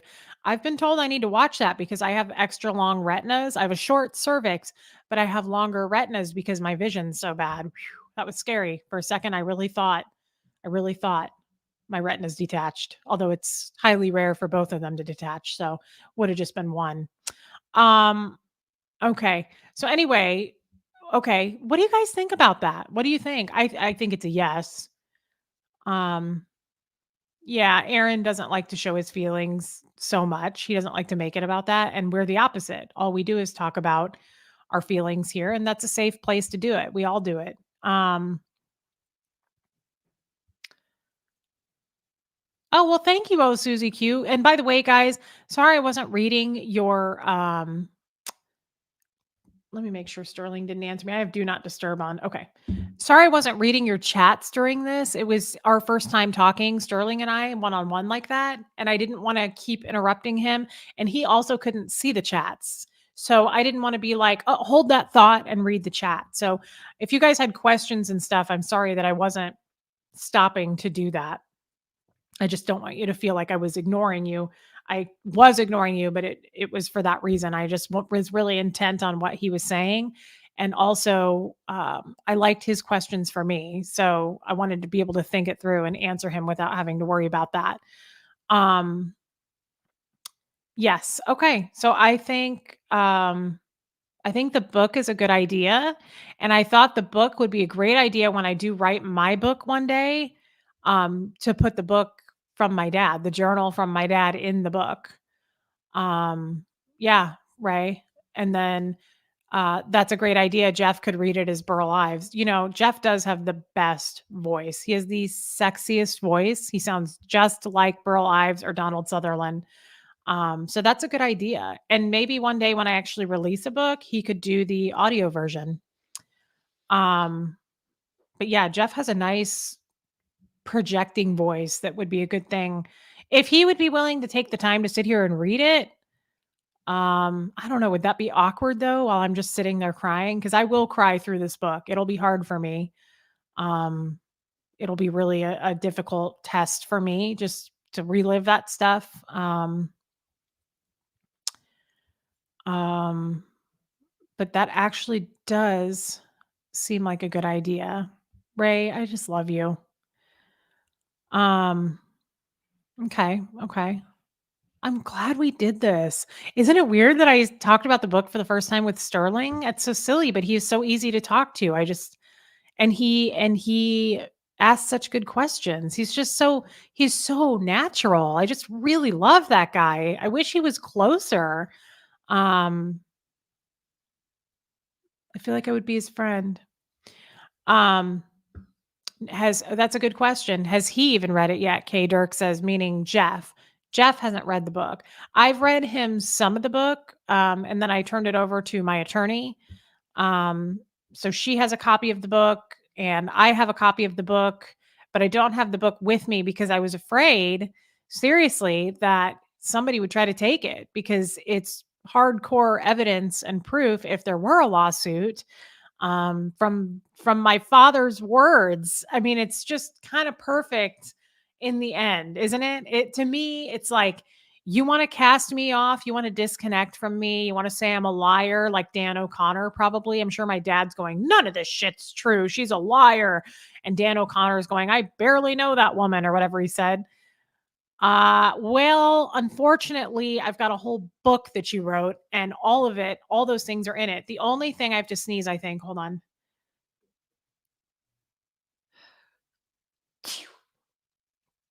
Okay. The only thing that's not in the book is the fax machine incident because he disconnected from me the day of the fax machine incident. So he didn't go home and write anything after that again. He hated me after that point. So he didn't put anything in it. But he did put in it. I think there's an exact quote that says, you're on staff. And he says, your favorite staff member, you two have become very, very close, is Dan O'Connor. It's really interesting that my dad wrote that, yet Dan O'Connor is saying, what did he say? Oh, I'm hallucinating. And he called me that woman fascinating, Dan. Just the facts, Dan. Come on. That's a lie because it came from Gene Wally himself. So it's pretty good stuff, and it's something Scientology would not want released, I'm sure. Now, it's not all Scientology, guys. A lot of it's my life. It's just stuff. That's why I mean, am I frozen? No. That's why I mean, I will cry probably because he said he's like a real father in it for some of the time. He talks about, like what a cute kid I was and riding my bike and Christmas. And he talks like a real dad would talk. He just wasn't. He was just, I guess what all I can say about that is all that glitters is not gold. So he made it look good in a nice package, but it wasn't.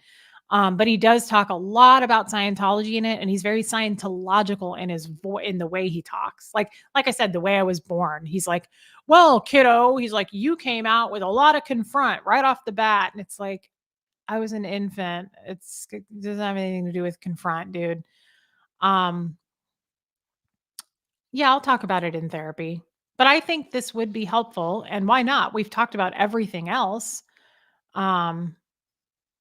I mean, why not? Why wouldn't I talk about this? And I've been wanting to share it with you guys. So I think it would be a good thing.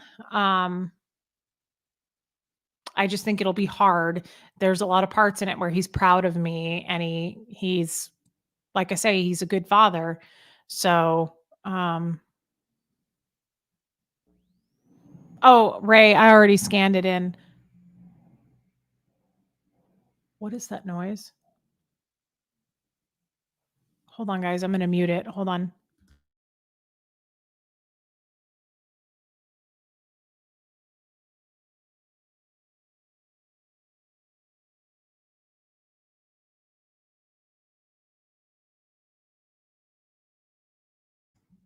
That's never a good thing. I just heard a noise and I was like, Huxley. And he said, it was the vacuum. Why would a 13-year-old be vacuuming? He said he spilled some electrolytes on the floor. We'll see if that's true. Yeah. So I think it will be very emotional. I think you guys should prepare for that. I think it'll be hard. Oh, I made copies, Deborah. There are copies all over the place of that book. My attorney has all the copies of that book. My attorney has all the audios. My attorney has every bit of evidence for a just in case situation. So don't worry about that. I don't even have the book. Like I said, it's in a safety deposit box. We had to get a special one because the book is huge. It's like 16 inches wide. It's a really big book. It won't fit in a standard safety deposit box. So I had to rent one for guns. I had to rent one at a bank, and I had to search all over town for banks that had that because there weren't very many. So it's in a safety deposit box, and we're good. Maria, it's not the right time for you to read it yet. I don't know why not. I think it is. I feel like it is. Did he say you were banging married people? I wasn't. Shane wasn't married, Ray. But he talks about Shane and I being in a 2D, which is the second dynamic, which is sex and the relationship. So yes, he talks about it from his words. So that's another thing. He couldn't be like, oh, I didn't know about that. Yeah, you did know. You wrote about it. Oh yeah, Ray. He brings up all kinds of Scientology jargon. Absolutely.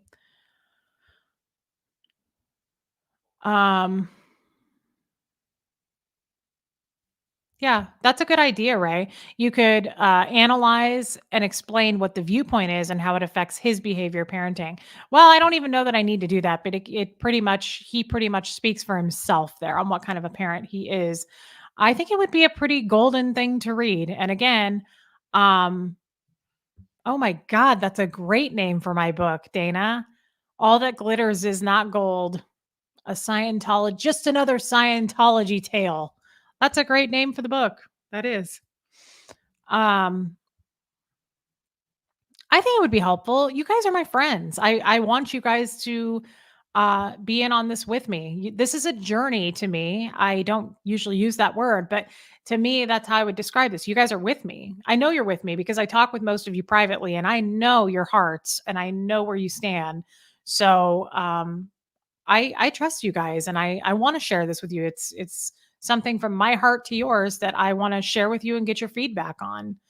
I consider you guys my friends. Scarlett, why does Gene Wally have to be such an asshole to our lovely Reese? I don't know. And if you ever find him, you can ask. He's somewhere in Nashville.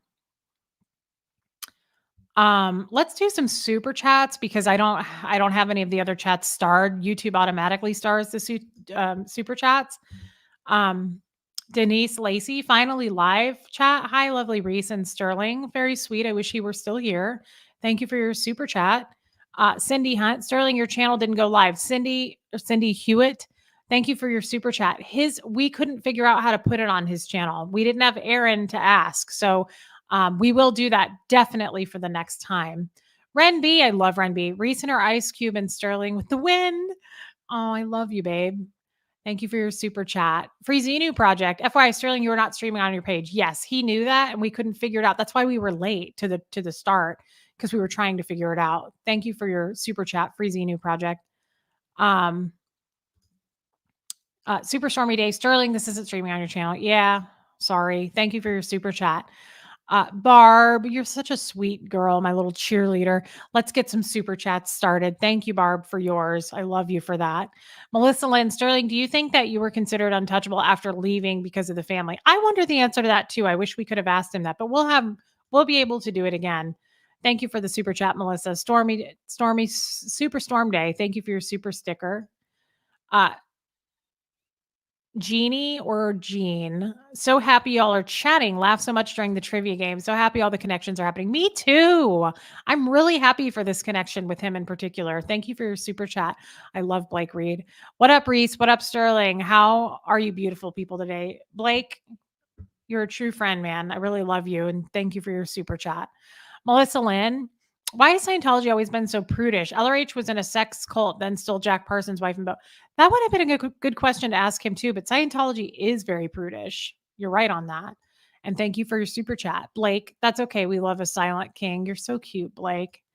Paul Puffer, thank you for saying that, Sterling. I don't like belittling or speaking badly about my exes. How sweet was that, you guys? He's such a gent. He's such a gent. Paula, thank you for your super chat. Keela, Sterling, you and Reese escaped with your humanity. You both have a heart and are truly remarkable humans. I love you, Reese. Keela, I love you so much, and you know that. Thank you for your super chat, my friend. John Sostovsky, I got your package yesterday, you little angel. By the way, I haven't reached out to you. Sterling, any problem saying cooter? Oh, that would have been a good one for him. Something tells me, though, no. John, do you think so? I don't think he has a problem saying cooter. Why am I still wearing this headphone? I don't know. John, as always, thank you for your super chat. Ren B. Best kept secret is that SPs are the Scientologists who decided that abusing other people and hurting families is horrible. SPs are the kindest, best people. You two are the cutest. Pumpkin spice muffins. Ren, I love you, girl. You're so cute. And I want to see those boots that you're going to get. I hope that you get them. Speaking of, oh my God, speaking of shopping and boots, you guys, it's so funny. Somebody left a comment. Were you with me in the live last night? There's a lot of people in this chat. There were not last night. There was like 400. Oh my God. Somebody said on a comment, they were like, you clearly have expensive taste and you love to shop, and shame on you. Shame on you for having expensive taste and buying nice things. They were like, that's really sick that you're trying to make money on YouTube. And I was like, you are all over the place. What does that even mean? Shame on me for liking things and shopping, one, but two, that I'm trying to make this into a job at some point. It would be cool to make money on YouTube. I am so apologetic to you for that. I am so sorry. That was the craziest thing I'd ever read. I was like, wow, that's a new one. Christy Lynn Wilson. What is the hardest behavior or way of thinking to break after leaving Scientology? That's a good question, Christy. Thank you for your super chat. For me, it's everything. It's like keeping my TRs in. It's what did I do that was unethical to pull that in? What crime did I commit? Because I'm not controlling the entire situation. Just all those things are still kind of like plugged into me. And I have to remind myself not to be that way.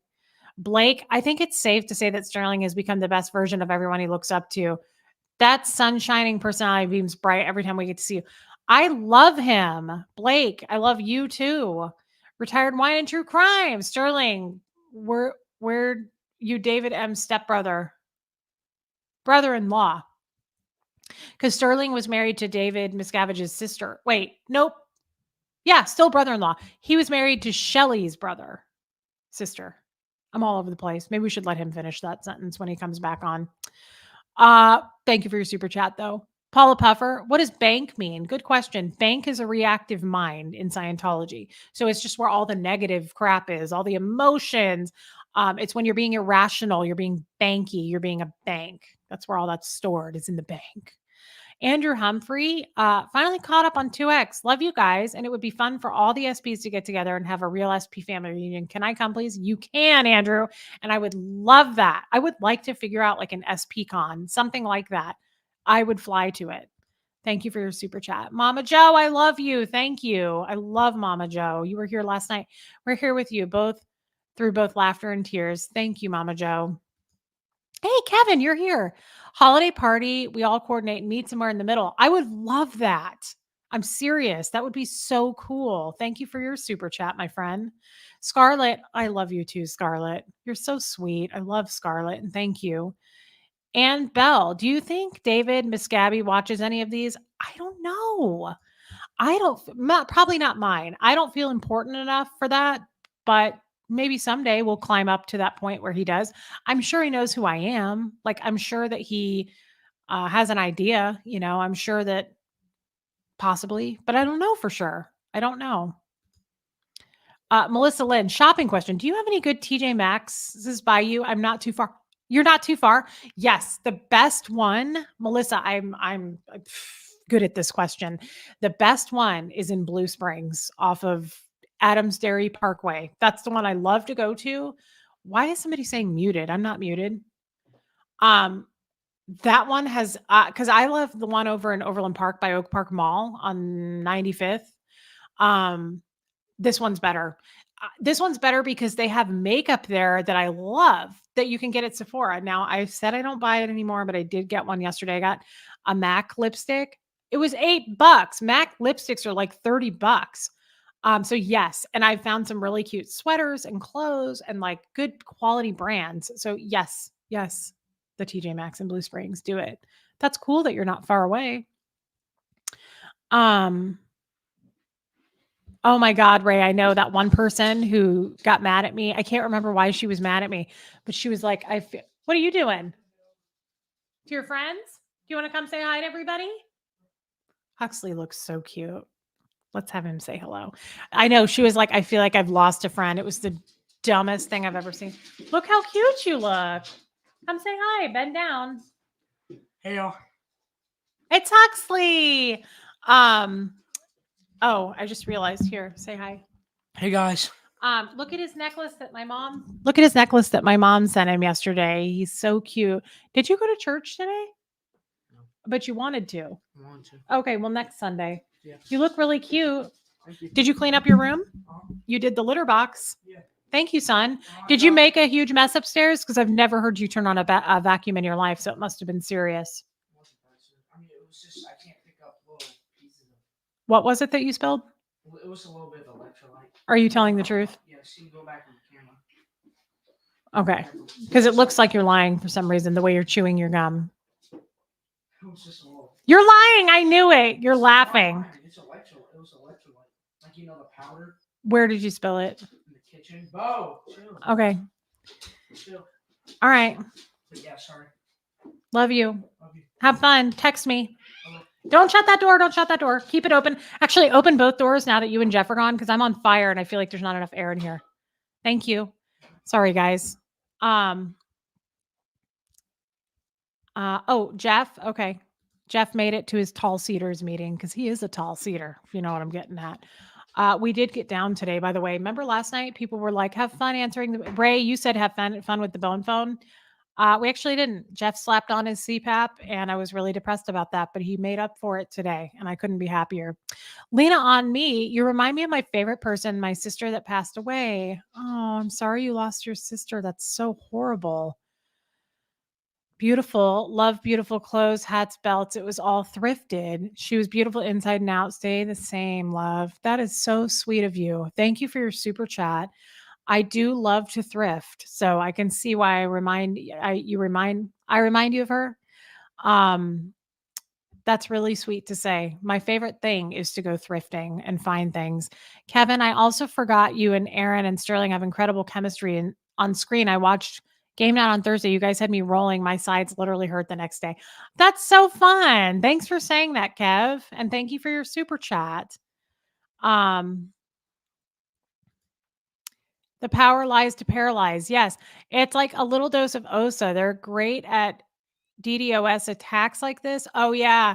Yes, I know what that is. Protect your IP address and networks. I think that happened to me once. Thank you for your super chat. Isn't Huxley cute, you guys? He's so cute. His birthday is going to be in a couple of weeks, and I'm trying to still kind of come up with stuff to do. And he's just so cute. I just think he's so adorable. I love his voice, and he's getting tall, and he's so respectful.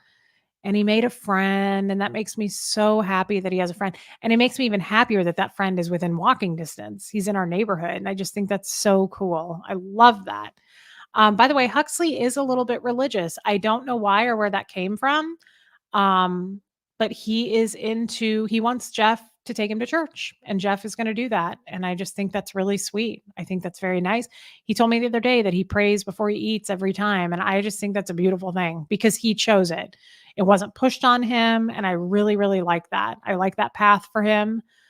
He understands why I don't go to church or I'm a part of that right now. I just can't be. But Jeff is a Methodist and has no problem going to church. And I think that's really special that he has that connection with God. And I love that for him. And I'm very supportive of it, whatever he chooses there. I want him to be able to go to church. Simon, Superstar, Reese and Sterling are great together. Love you. Thank you, Simon. Thank you for your super chat. So supportive. Thank you. I think that's really special.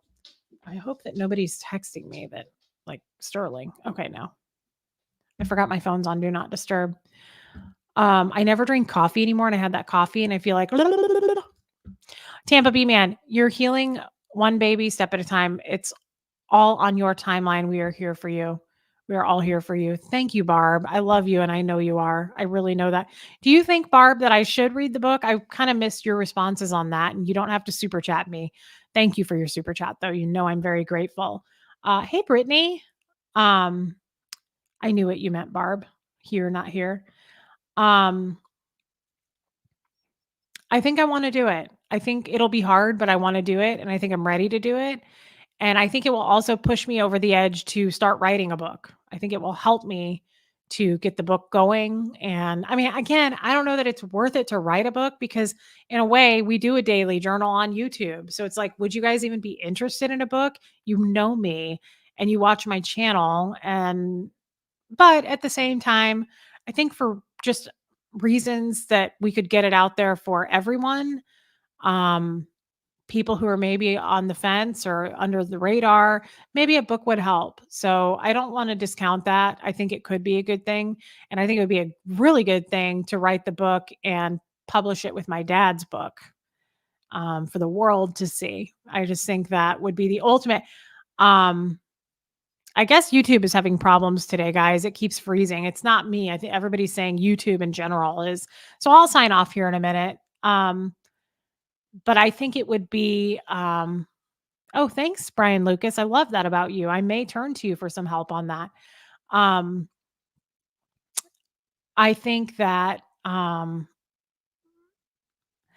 just like the idea because my dad is such a horrible person.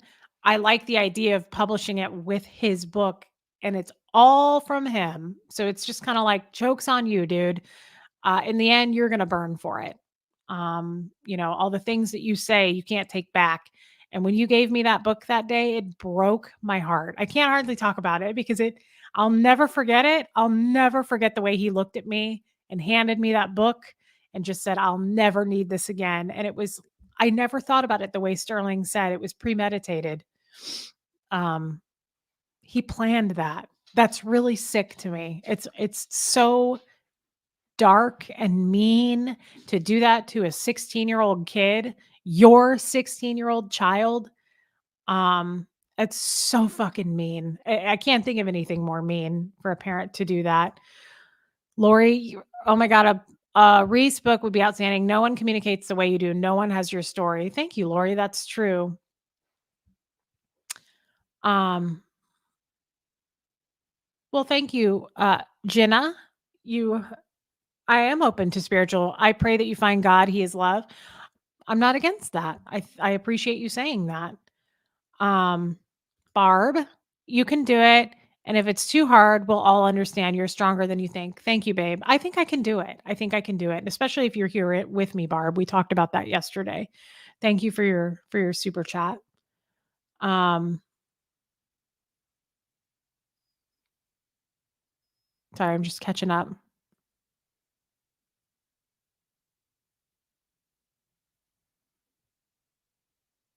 I think it's good that Huxley's reaching for something like that. I really think it's sweet.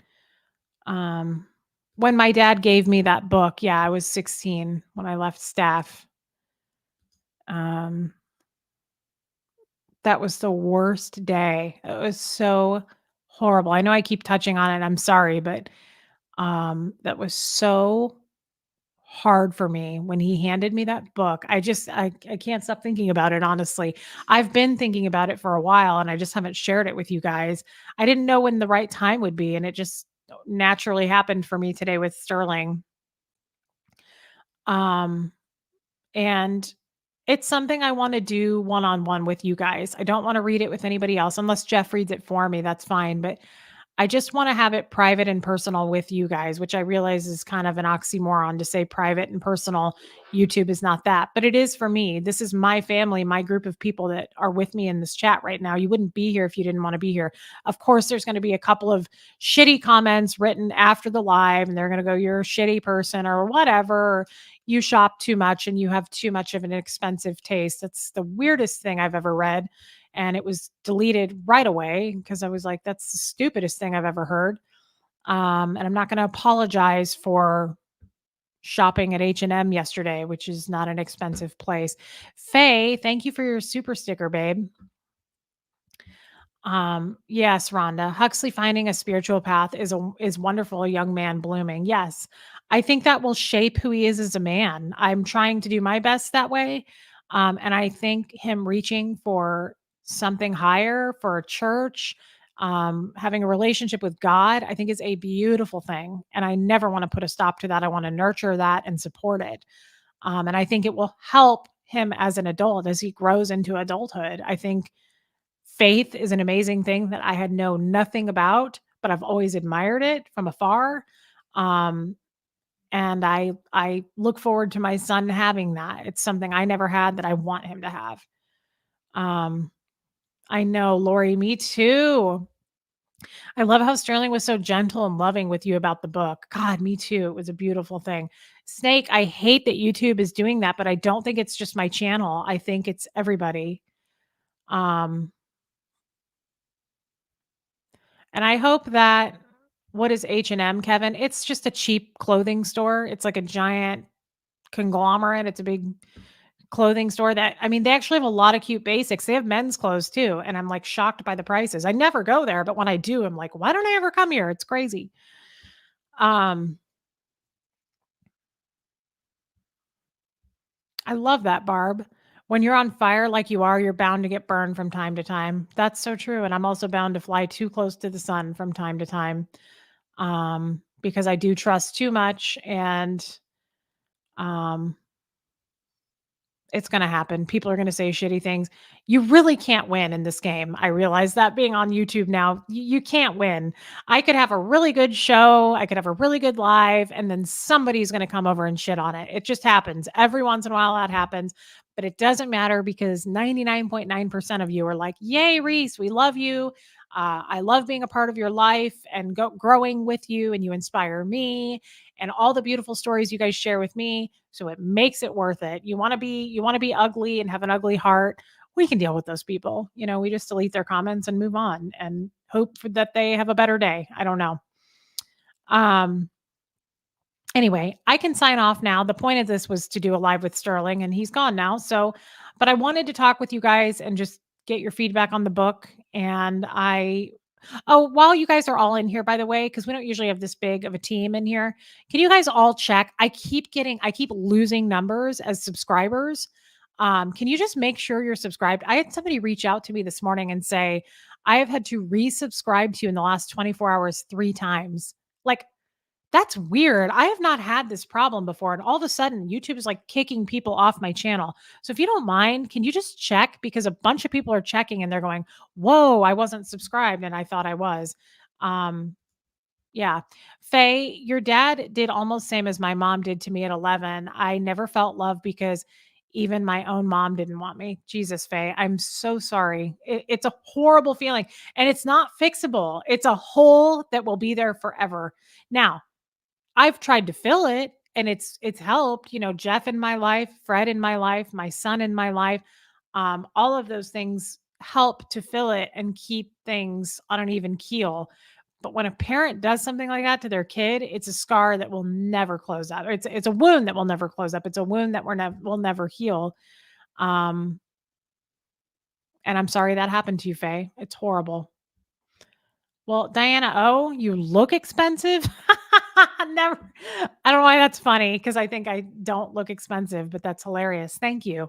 I've always wanted to look like a classy babe because I see classy babes all the time and I'm like, dang, I wish I looked like that. Yeah. Thank you for checking, guys, to see if you're subscribed. I appreciate you guys doing that. Yeah, see, Diane Tierney, I keep getting unsubscribed. It's like, what is this about? I don't know. Who is Fred? Liz R. Fred was my husband before Jeff. He passed away, and he was the most magnificent man. And he taught me a lot. And he was much older than me, like Jeff, my current husband. And he showed me the way out of Scientology. He was the start to that, and he's given me gifts that just keep on giving. And I believe that Fred had something to do with my being outed. Fred. All kinds of good things have happened to me since Fred died and since I even met Fred. Nothing but good has come my way, and I feel protected all the time by Fred. Close calls have happened to me, and it doesn't actually happen because I feel like Fred was there. Pat O, this is so annoying. I keep getting unsubscribed also.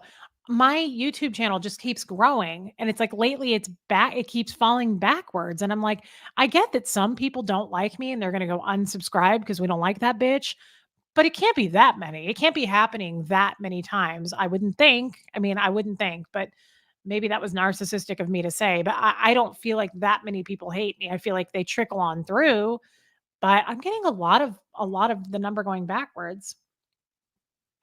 Yes, Yvonne. Fred was the one man who showed Reese unconditional love till the end. 100%. Maria, thank you for your super sticker. What an angel. Speaking of angels, Fred is an angel, Naomi. Thank you for saying that. Fred was the most beautiful soul. And yeah, he means everything to me. And he showed me so many things I didn't know. And I always say, I feel like Fred introduced me to myself. He showed me so much light and lifted me up. Yes, Jeff is my third husband. Yes. Fred was just a really, really big presence in my life and still is. I feel him all the time. I swear to God, I know this is going to sound crazy, but Jeff and I were driving to Springfield, Missouri last week, which is about a 3-hour drive from here. We're driving and I'm just talking to Jeff going down the road and he's in the passing lane in the left lane on the highway. And this car starts to come over into our lane. They were trying to get over and they didn't look. And it was the closest, like my heart jumped out of my chest. I was like, I just like absolutely freaked out. I watched the car get so close to our car and I was bracing for impact. And I was like, oh my God, here it comes. It's going to happen. Like I could feel it. And I swear to God, I just got so emotional. I started crying because it was like, I felt like Fred just was like separated the two. Like, I don't know how it happened still. Watched it happen. I watched this car like come right up on where I was. And I just remember my body like bracing and I just saw it happening in real time. And I swear to God, you guys, I got so emotional. Jeff doesn't even know this. I just cried silently.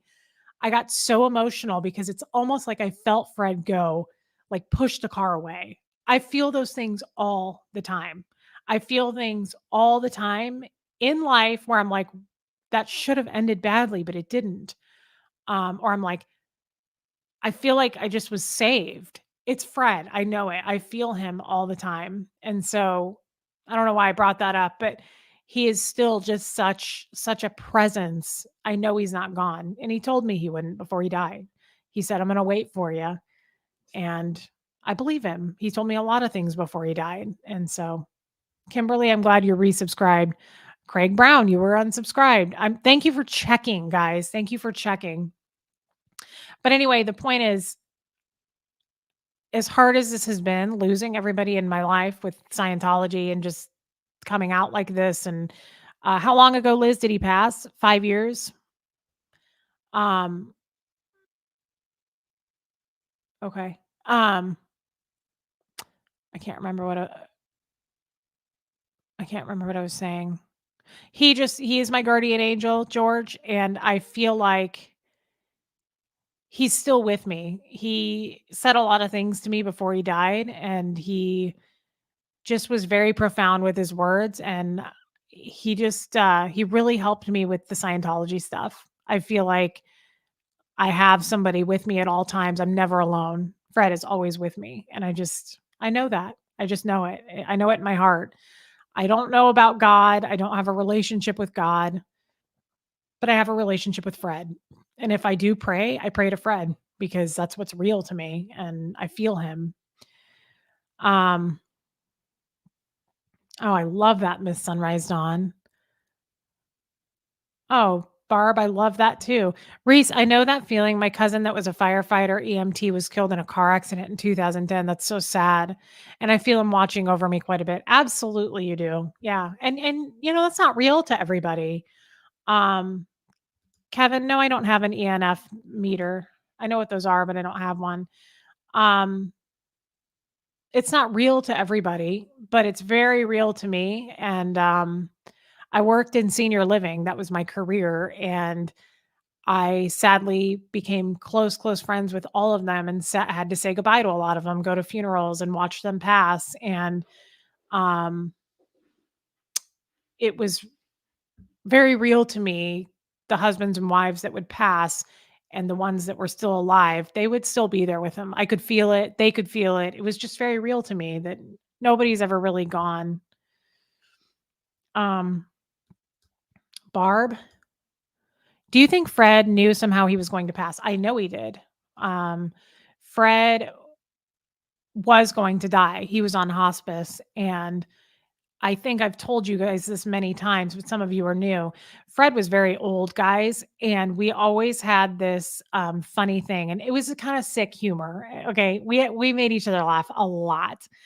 But he would cough or something. And I would go, "Are you dying?" And he'd go, "Hell no." And Fred had been in the hospital a few times over the years of us being together. And at one point, a doctor did say he won't see another sunrise. And Fred was like, "The hell I won't, man. Yes, I will." And he did. So Fred, it was an ongoing thing. I'd be like, "You're not dying, are you?" And he'd be like, "Hell no." And when he was dying, the morning he was dying, I said, "Are you dying?" And he wouldn't answer me. And I said, "Fred, I need to know, like, are you dying?" And he said, and the day he died, Fred was in the Navy. And the day he died, he was dying. And we didn't really know it until he told me he was dying. But I didn't know he was going to die that day. And Huxley came in and gave him a hug, and he did this. And he saluted him. And when I took Huxley to visit Fred's grave, Huxley did that to his grave, and he saluted him. And it was really special and so sweet. But Fred, his last words to me, so I believe, yes, he knew he was dying. He had a chance to say goodbye to me. And his very last words before he died, he said, he looked right at me and he said, "Nobody will ever love you as much as I do." And then I think he was going in and out of consciousness at this point. And the very last thing he said, right after he said that, he said, "Tell Reese she was the love of my life." And he never spoke again. And that was the last thing he said. So, Barb, yes, I believe that he knew he was dying. And I would never change a thing. I am so lucky. That was such a gift to me. I always wondered how Fred would pass. I knew he was older than me and I knew it was going to happen at some point. And I thought, oh God, I'm going to come home one day and he's, or what if he falls? I'd seen a lot of seniors pass. And so I was like, how is this going to go down? I'm not prepared. And it was such a gift. It was such a gift to me for him to be able to do it that way. And yeah, he said that day too. He said, "I'll wait for you." And it was so special. And as much as I miss Fred so much, you guys, I miss him so much. And I miss his wisdom and all the gifts he gave me, his wisdom filled gifts. But I'll never forget that. And I'm not afraid because of that. If I were to die tomorrow, know that I wasn't afraid. Don't want that to happen because of my son. My son needs me. But I know in my heart that I will see Fred again somehow. I know that he is waiting for me. And I know that he's here with me. I feel protected by him all the time. How long were Fred and I married? We were only married for 6 months and 3 days. We were together for years, but we were not married very long. And I was crazy in love with that man, and he was so in love with me. And he was very old. He was very old, but I didn't see the age part. It didn't matter to me. I'll show you guys because not all of you are my Facebook friend, and I don't know why. Well, here's a picture. I don't have a picture to pull up right this second of he and I, but this Raymond, if you're still in here, I was going to send you this. Raymond asked me for a good picture. That's him and Gertie. He was old, but he had the sweetest smile and face. I loved his ears. See those giant ears? I loved Fred's ears so much. I loved his teeth. I loved his head. I loved everything about him. I took really good care of him, but he took such good care of me. And I really loved that man. And he loved Gertie so much. He loved Gertie. And it was such a sweet love story. And I'll never forget it. And I'll never forget how much he helped me to get out of Scientology. I feel like he had no idea he did that. I mean, he does now, but I don't think he was actively trying to do that, but he helped me to see the light and be free. And I will never be able to thank him enough for that. And I know that that's because of him. I know that that's because of Fred. And I know that it's still going on. And I turn to him for strength and support. And it's great. It's a wonderful thing. Holy shit.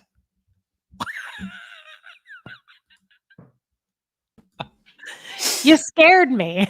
I try. What are you doing? You're still going. I'm still going. I was just talking about life and crying. I'm Oh, sorry. I don't want to that's show okay. emotion. No It's apologies. so weird. It's so weird right now. There's 700 people in here, and I'm like, I don't want to show emotion with Sterling, but I will with 700 other people. Sterling, it's private. You can't see me crying, but all these other people can. Okay. Well, hey there, you little turnip. What are you Well, doing? I did warn everyone that the wind is just howling outside, so Edison will shut off the power randomly.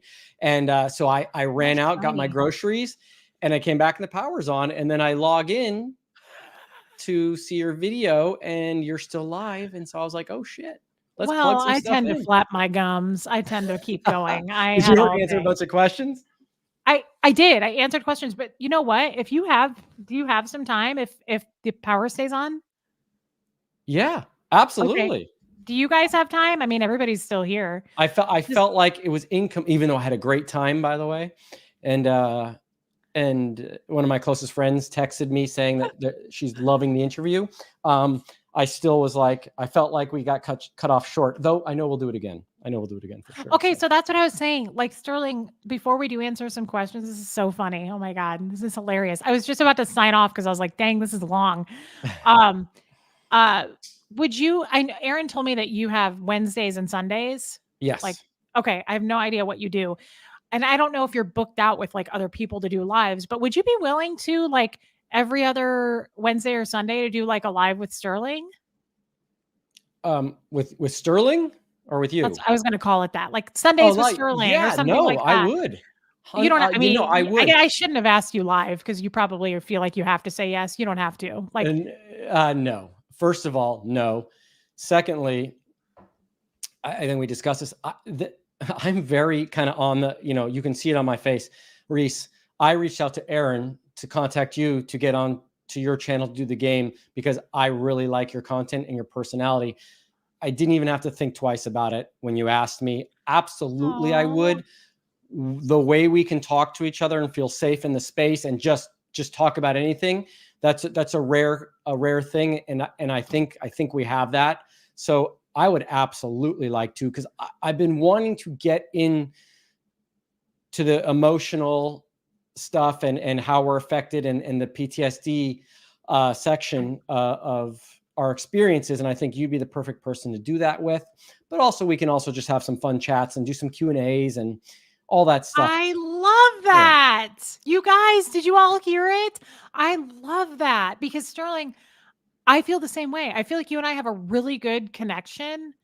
Well, not today with the wind, but I feel like we have a really good chemistry and connection. And I can't get into the emotional stuff with Aaron just because he doesn't like to go there. And that's okay. I love doing stuff with Aaron because he's funny. Aaron is so fun to do stuff with. Yeah. But I do think it deserves to be talked about. I feel like this stuff needs to be talked about for the people to see too and hear. Yes. But it's so therapeutic for both of us, I think, to share our backgrounds, and it's just a soft landing. It's just nice to go, he understands and I understand where he's coming from. And Right. yay, you It's guys, he therapeutic. said yes. We were talking about it behind your back while you were at the store. Yeah, no, there is no question. I would absolutely love to. I'm trying to find that the rhythm and the people that I enjoy speaking to on a regular basis. And you are on my list. Oh, You, good. Mike Brown, Aaron are on my list. I would love to do more with Claire too. Claire and Mark. I mean, I love both of them. Yes. That's awesome. I love that. Yeah. Okay. Let's do it for sure. Can you answer some of the questions? Absolutely. Okay. I got to go back here. Because I was like, oh, that would have been a good one. Oh, this was a good one. Melissa said, do you think that you were considered untouchable after leaving because of the family? Good question. I didn't think about that actually when I left. It didn't occur to me. I didn't really see myself in the Miscavige camp that much. And to be clear, my from 1997 until 2004, 2005, when I left, David Miscavige hated me. And he was not shy about that fact in our interactions and in his dispatches about me. So I didn't really consider it. I do think, and this is my opinion, and I've heard arguments to the contrary, but I do think because of my connection to Ronnie and Biddy being my mom, that maybe they were a little more kid gloves, but then at the same time, they went after Jenna pretty harshly. So I'm just not sure. I don't think they really want to poke the bear too much, wake the sleeping giant necessarily. And I don't mean to make it sound like I'm more important than I am. I really don't think I am. I think your Mike Rinders have much more to offer to this sort of thing. But I was a family member. So my opinion and my stories do lend some weight to this particular thing. So that's my thought process on it. And you, I was going to ask you too, like you knew David Miscavige quite well then, I would assume. Yes. Not as well as Jenna or Justin on the personal level. I knew him better on the Sea Org level than Jenna and Justin did for sure. I got to see his atrocities and how he treated people and what a prick he could be. But even more so my mom, and she's spoken about it. Yeah. She really knew him pretty well. Arguably one of the best people that knew him, speaking out right now. But yeah, that's where I land on that. Okay. Yeah. Would you do you do stuff with Jenna? I don't. Not yet. Maybe in the future. Okay. Maybe in the future, yeah. Okay. I really don't know anything about her. She seems like a really cool girl. I think she's very pretty. Yes, she is. And you guys would probably be fantastic together, I'd have to say. Oh, really? Yeah. She seems like a cool person. I would like to meet her someday. She seems like a really cool person. Yeah. Let's see. Unless it was something I didn't want to cut you off. No, you were good. That was great. That was a good question. Well, I thought this was interesting. Why has Scientology always been so prudish? LRH was in a sex cult, then stole Jack Parsons' wife and boat. I wondered that when I found out about L. Ron Hubbard's dirty little secrets in the 50s and how many girls he'd been with and stealing a girl from Jack Parson and been married all those times, I was like, part of my thought process is like, what? We got ripped.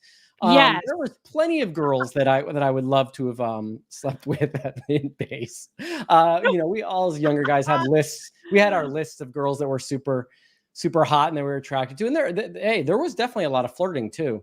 And had non-silent sex with. That would have been cool too. Yeah, right. Yeah.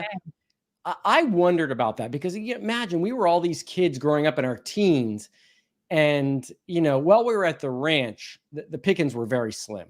Very, very slim. So I was always interested. My last year at the ranch, some of the older kids, they were my age, but some of the kids that had already gone to the Int and Gold base, but not via the ranch, they had actually come up from the LA area. There were some attractive girls, some girls that I really liked.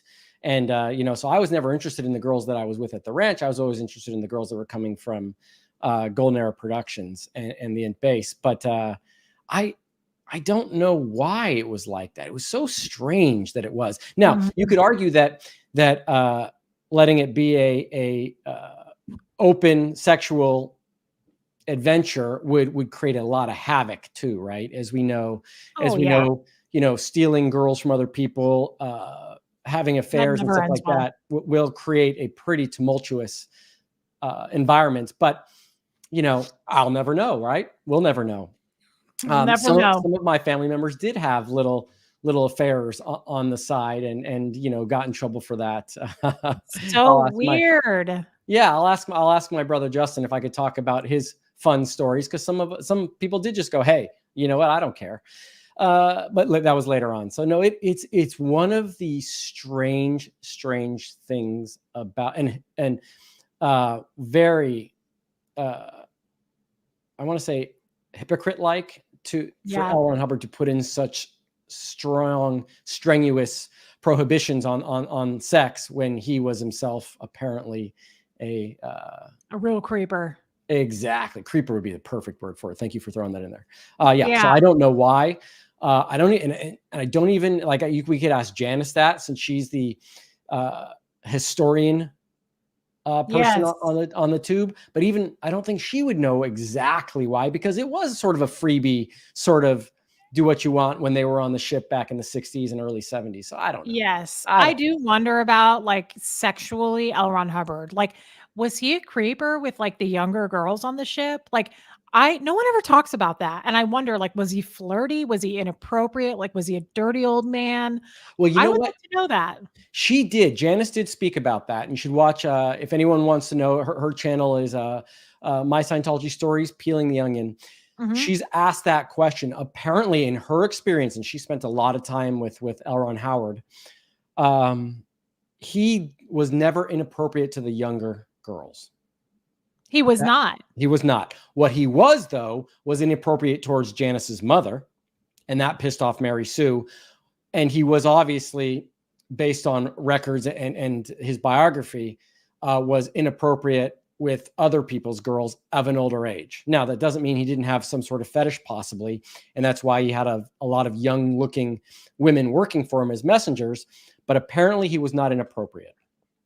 And Okay. I'm going to say that based on Janice's description. And Janice, I trust wholeheartedly. Oh, for sure. and I her love family. Janice. Oh, she's yeah, I think awesome. she's super cool. She's an amazing girl. I love her. That's good that Lady. you answered Lady. that for me. I Yeah. always wondered. Yeah. And it makes sense to me because you would have heard about it. Yeah, I know. It's true. You would have Yeah. known at this point. This person, Christy, says, what has been the hardest behavior or way of thinking to break after leaving? I answered that while you were gone at the store. What was your But answer? well, I said it's a couple of things. Like for me, like still I was saying this the other day, like I spilled something all over the kitchen and I was like, what did I do to pull that in? Like Oh, I kind of get that, like, what crime did I commit? Or I still get that weird. And then I sometimes still feel like I look like a boy. I'm gonna put my hair back down then. I feel like it looks like I You had a did not boy look hair. like a boy. I don't know. I just looked at myself. I was like, wow, it looks like a little boy. And then the other thing is getting your TRs in. I still hear my dad said that to me all the time. Get your TRs in. And so I constantly feel that way. Like I have to act a certain way. And Right. it's better. But I mean, that's kind of what came to mind. What is your answer to that? My answer is really, and that's interesting that that's yours. And I think that goes back to how your dad treated you when you were young. I'm not a psychologist, but I think that would go back to how your dad close. Yeah, treated you when you were younger. Because if I made a mistake, I was always of the frame of mind, mistakes happen.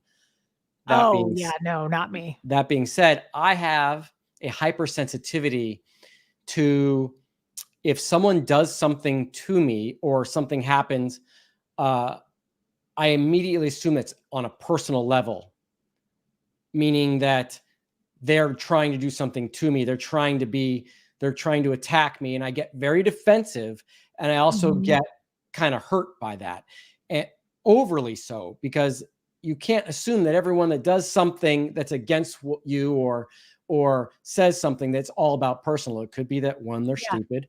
It could be that it was a mistake and something was done. So I still to this day try to learn to take a step back and make sure that my reaction to that isn't all emotional. And at the same time, look at from their point of view where they may be coming with that, and that it may not be personal. It may just be the circumstance that it was. And it was unavoidable to go that way. That's totally. Hard. It is hard. And I'm super defensive about my position. Like I work very hard to do my job the best I possibly can. And I do beat myself up about all mistakes that I make. Not in that, am I a bad person or my TRs are out, that why didn't I catch that? I could have caught that. I could have been better. Yes. And I stress myself out about it. And do you feel like that also ties in with because in Scientology, I feel like we had to be very accountable and responsible for your environment, for everything in your environment, not just you. Like if something went wrong, I feel like it was like, well, what did you do you didn't take responsibility there? Yes. That's why that didn't go right. Yeah. And I feel like that's why I'm in therapy and I'm learning what a control freak I really am, because I feel like I constantly have to be reacting and answering to things and going, why didn't I control that better? Why didn't I have my TRs in to make that go right? I still feel that way. And I'm learning finally, okay, first of all, that was totally a lie. And you can't control everything. And it's funny to me that Scientologists believe that. We believe that. You need to make everything go right. Absolutely. And so I feel like that's a huge responsibility on your head. If you really think about that, going through life, feeling like you have to be accountable for everything good and bad in your environment. And you'll tend to stress yourself out doing that too, which is interesting when really understatement of the universe. I stress myself out badly about it. Yeah. And there's also pluses, at least for some employers of people. I mean, 7 years, Reese, I have missed 2 days of work because of being sick. Once Yep. 7 days only because of an enforced quarantine during COVID. And that's it. I Yes. don't miss work. That's right. I'm That's on another time. thing. Yeah. Yes. like, Scientologists are very, we're on time because you have to be, or you go to ethics. Yeah. Which is a good thing. That's a good Yeah. thing. But yes, you pretty much have to be dying to Yeah. miss. That's how I was. I had Same. gotten a major surgery and been at work the next day. Yep. I'm not even joking. It's a funny thing, but it is the way, like, even look at, I get paid sick days. So, and I know people do this a lot. They'll take a sick day and they'll get paid, and they're really not sick. They just need a relaxed day. I cannot fathom even doing that. To me, Yes. I feel like I would be pulling the money out of someone's pocket if I did that. If I'm not sick, I'm showing up to work. I also Yes. happen to love my work, which helps.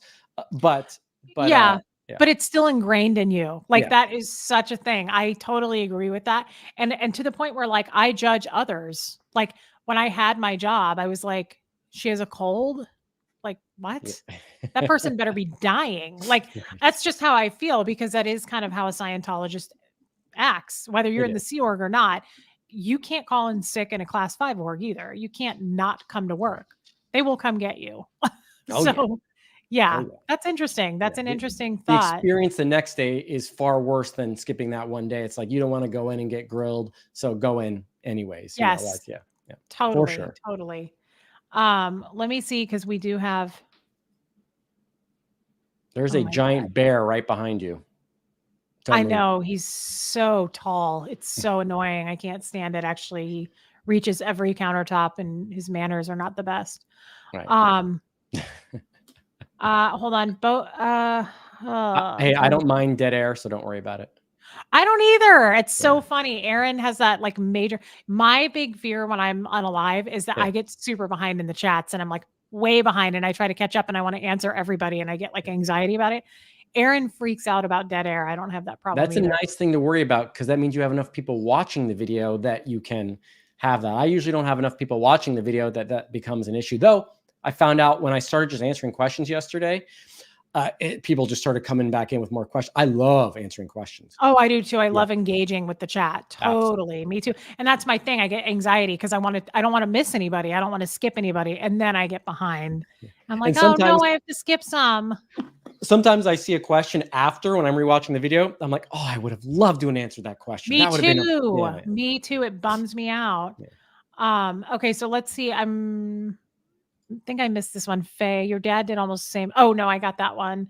I'm not good at the starred ones because Aaron does this for me. So I do it fine with myself, but hold on. I missed you, Bo Beats. Oh, Reese, I am just bawling right now. Damn this cancerian curse of ours, because we're both cancers. I hope I find that kind of love one day. I give that love to my pets. Thank you, Bo Beats, for your super chat. You missed a whole thing, Sterling. We were talking about my husband who passed away. Pouting Pooch. Yes, love that y'all will be doing this. Yes, I know. Me too. He said yes. Keela. First, Sterling, welcome to the family. You have to say, Cooter, you missed my other super chats. I did, Keela. I'm sorry. I'm not good at this. That was for you, by the way, brother. Thank you. Thank you. You have to say it, though. I have to say what? You missed my other super chat. Nope. Welcome to the family. You have to say Scooter first. No. What? I said it. No, read it again. No, she just forgot to put I'm sorry that you didn't know how to spell Scooter. It has an S at the beginning. It's Scooter. Okay. Well, let's get Andrew's then. Go ahead and read that one. Okay, so I guess some of your followers do not know how to spell. You're looking for the word scooter, I think. I'm going to go with Scooter. Okay, guys, we got another Aaron on our hands. We didn't even know. And I'll say Cooter. He said it. Okay, now he's Wait, I want to see, was that a U2 one? Wait, did you go back? Yeah. Jumped over to support you as well. You two are rock stars. Well, yes. Okay, yeah. Hey. And we love you. I love Cat ACDC fan. This is great. Right when we think it's winding down, it start right back up again. That's right. You went to the store. You're going to hit 3 hours, Reese. I've never done a live this long, I don't think. I've come close to this, but I got to have more power outages. Can you ask Sterling to adjust his mic? Why? I hear him just fine. Yeah, no, I'm not adjusting my. Oh, no. That's That's a no. Guys, I'm wearing a long sleeve shirt today. So if I adjust my mic, you don't get to see my arm. You don't know about the adjusting mic thing? No. Okay, so I was doing a live with Aaron and Mike Brown, and you know, Aaron gets on about everyone about audio. He thought my mic was too far away, so I reached over like this to adjust my mic. Well, when I'm wearing a t-shirt, my camera, how it's set, makes my arm look big, and so a lot of the people were going, "Oh, we love it when Sterling adjusts his mic." Oh So, my God. yeah. They wanted tickets to the gun show. They wanted tickets to the gun show. I play You tennis, so know, one arm's drastically bigger than the other. people really have the hots for you. I don't know if you know this, but like somebody sent me a private message and they were like, I'm asking for a friend and I am the friend. Can you get Sterling to take some pictures of him and his volleyball, like playing volleyball? I was like, no, I'm not going to. Actually, I'm Oh. not going to do that. Well, no, but in my leaving Scientology, loving life, which is my YouTube channel, it's a link to my Instagram, and my Instagram is where I post the photos of my life, my activities, There you the go, drinks I girls. make, the sports I play. So yeah, if you want to see volleyball pictures there, knock Look at yourself out. that. Look at that. That's really sweet of you to do that. Yeah. I don't know if you know this, but a lot of these ladies have the hots for you. I think you're absolutely adorable, but you're about 40 years too young. I So know. Damn it. yeah, And let's be honest, about could I compete with 150 pounds underweight. Could I compete with Sir Anthony Hopkins? I don't think so. Oh man. And he's not heavy like Jeff. He's not a big chub. No. So that's true. I'm not only attracted to heavy guys, I guess, but they do have to be old. So you're kind of like my brother though, like Aaron. I feel like it's brotherly love, but yeah, you're way decades too young, but he is cute, girls. He's very cute. Everybody has a crush on you. I don't know if you knew this. I did not know that. I did not know that, but thank you so Okay. much. Yeah. Well, you can't see the chat. That's why. That's right. I cannot see the chat. In this particular Oh. instance, I cannot see the chat. I'm going to take your word for it. I'm sorry. That's why. I'm like, why is he not agreeing with me? Why is it? Yeah. Why is it? Yeah, that's why. People Thank with you, hot though. for you. Thank you. So from now on, guys, going forward, we will do a live together whenever his schedule sees fit and whenever he's comfortable doing it. But someone said, how old is he? 47? 47. 47. He's 47. Tell him he's a little hottie patati. Thank you, Susie Q. Tiff has the hots for you. Everybody does. Yeah. Faye vibes. Yeah. Yeah. Lots of flirty vibes. Lots of flirty vibes. Hey guys, by the way, Ew. So Reese. Never No. did. Never had the No. hot for him. Just because a man is old doesn't mean I want to climb it like a tree. No, he has to be. There's certain attributes, and LRH never Did did not it for have me. them. Did not have them. Gross. I was always grossed out by his mouth. Yes. Well, I never noticed that until after I left when people started pointing it out. But yeah, it's pretty grotesque. Yeah. It's pretty grotesque. Yeah. Yeah. So yes, no, guys. Anyway, so we're gonna see when Sterling is. John Sosofsky, even John. Oh yeah, well I no longer use his last name. I've been banned from that. So I just call him John, and he made sure in the chat yesterday that I knew how to pronounce the word John. I always said it a different way, and then Aaron corrected me. I think it's Sosofsky. No, I won't even acknowledge his last name. Oh, anymore. I always said Sostowski. That's how I said it. And Aaron was like, it's Sostovsky. I was like, no, it isn't. But I just call him John. Okay, well, he thinks you're dreamy, and I think that's really sweet. He's funny, by the way. I like his wit. He's hilarious. I love him. Well, you look at that, by the way. Since I made that statement, I've had like 4 people add me on Instagram. Okay. Do you have a Facebook? No. Okay. What is this question from Missy? How long were both of you in Scientology before leaving? 30 years. Okay. I was 38 years. Wow. Yeah. Oh, right. Because you I left know. much later than me. Yeah. Yeah, I did. Yeah. But guys, so I just wanted to say, because a bunch of people came back into the chat, I don't see any questions or I would highlight them. No I hope I worries. didn't miss any super chats. If I did, I'm sorry, you guys. I'm not good at this. Aaron's better at doing it with 2 people. I can't control it as easily. So we're going to do something whenever Sterling is available. He's not available all the time. So when he has time for us, I would like to do stuff with him because he is so wonderful to talk to. And then next time, that's what I was going to say. The next time we're together, we will have it down on streaming both channels. But Sterling, let's talk about your channel so that all these people watching can at least come over and like, subscribe, whatever it's called, subscribe. Sure. I wonder if I can put something up on that. Range, okay. Oh, Neem Polite, she's on mine. Hey, how you doing? Nice. So the answer to this baseball question is I hope the Rangers. I really, really, really do. I like a lot of players on their team. Corey Seager's awesome. But you have to give a little respect to the Diamondbacks for playing as well as they are. They just happen to also be rivals of the Dodgers, and they beat my Phillies and Dodgers. So I'm going to have to go with Rangers. Rangers, please. Rangers, Okay. please. I know nothing about sports, but what is Abita wants to know what you do, if you're comfortable sharing that.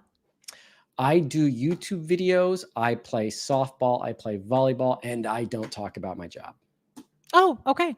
Yeah, But hey, I don't even thank know you it for now. asking. But I just don't. I don't. Well, that's okay. I can actually understand and respect that. I mean, I kind of can. I was talking about Jeff's balls last night. So it Yeah. is totally, Well, if that's your everything's job. on the table. That's Yeah. your job. And I think that he really doesn't appreciate that. Yeah. How do you feel about the Blue Jays? I love the Blue Jays. I do have a list of organizations that I respect in baseball. Of course, the Houston Astros are not one of them, but the Blue Jays, I do respect, and I think they're a great organization, and I've always loved watching them. So that answers that question. What is your favorite sport? I'm My asking. favorite sport is baseball. It is. Hands down. Yeah. And I play, it's hard to play baseball. Baseball is it's a difficult sport. And if you play a game, it takes all day. So I do play softball. Obviously, as you get up in age, that's a more, something that's more fun to play. But I also play a lot of tennis. I play a lot of beach volleyball. I stay active. I love sports. Sports are my drug. Just so you know. Wow. Okay. So eventually someday, if you do have a girlfriend, hopefully she would be into sports too. You know what? Not necessarily. It's funny you say that. No, that is not a requirement for that.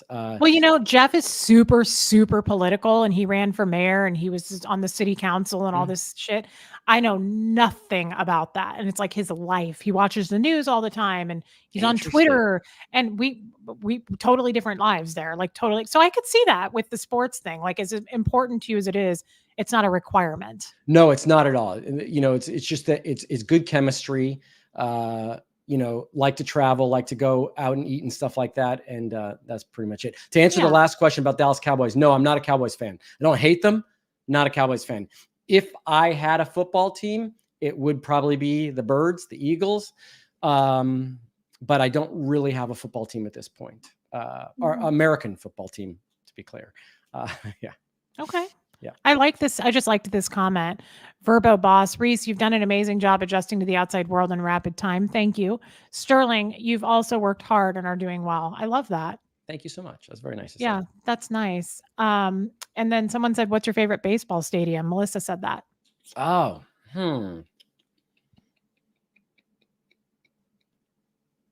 I'd have to say Petco Park in San Diego. It's a beautiful stadium. In the left field, they built in that old warehouse into the corner. The views are spectacular. You can't get better restaurants around there. You can take a train into the city to get there. Yeah, I'd say that was the absolute best location. Though Wrigley Field and Fenway Park, for historic purposes, are unbelievable. But the most comfortable stadium and the best stadium to watch a baseball game at would have to be Petco Park for me. That's the home of the San Diego Padres. Oh, that's cool. I did not know that. Okay. Okay. And then Faye says, what state do you live in? I live in California. Yep, he does. And Joanne, thank you for your super sticker, babe. Yes. Mama Joe. I love Mama Joe. Also super stickered us. Guys, next time we want to stream on his channel, because I feel really bad about this, that he's not getting any of these. Kevin Thomas Crane is my new friend. Sterling made it back. Maybe you can help with this question too. Shouldn't little Davy have a warrant with all the subpoenas he has for court? Shouldn't he have a warrant? I think someone spoke about this yesterday. I believe because they are civil cases at this particular point, there's no warrant to be issued to him. However, the grand jury investigation into tampering by Scientology in the Danny Masterson case, which was not a civil case, it was brought by the DA's office.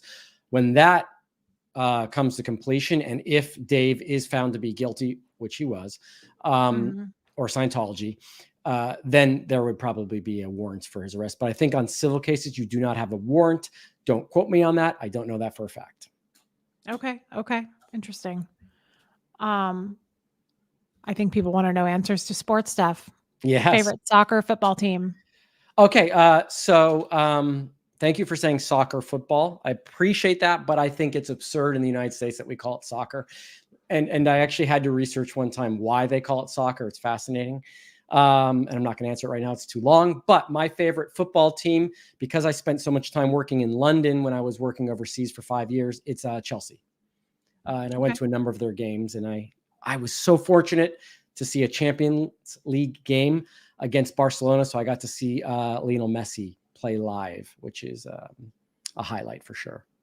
I don't know what that means. Canadian Football League. No. Oh, okay. No. Okay.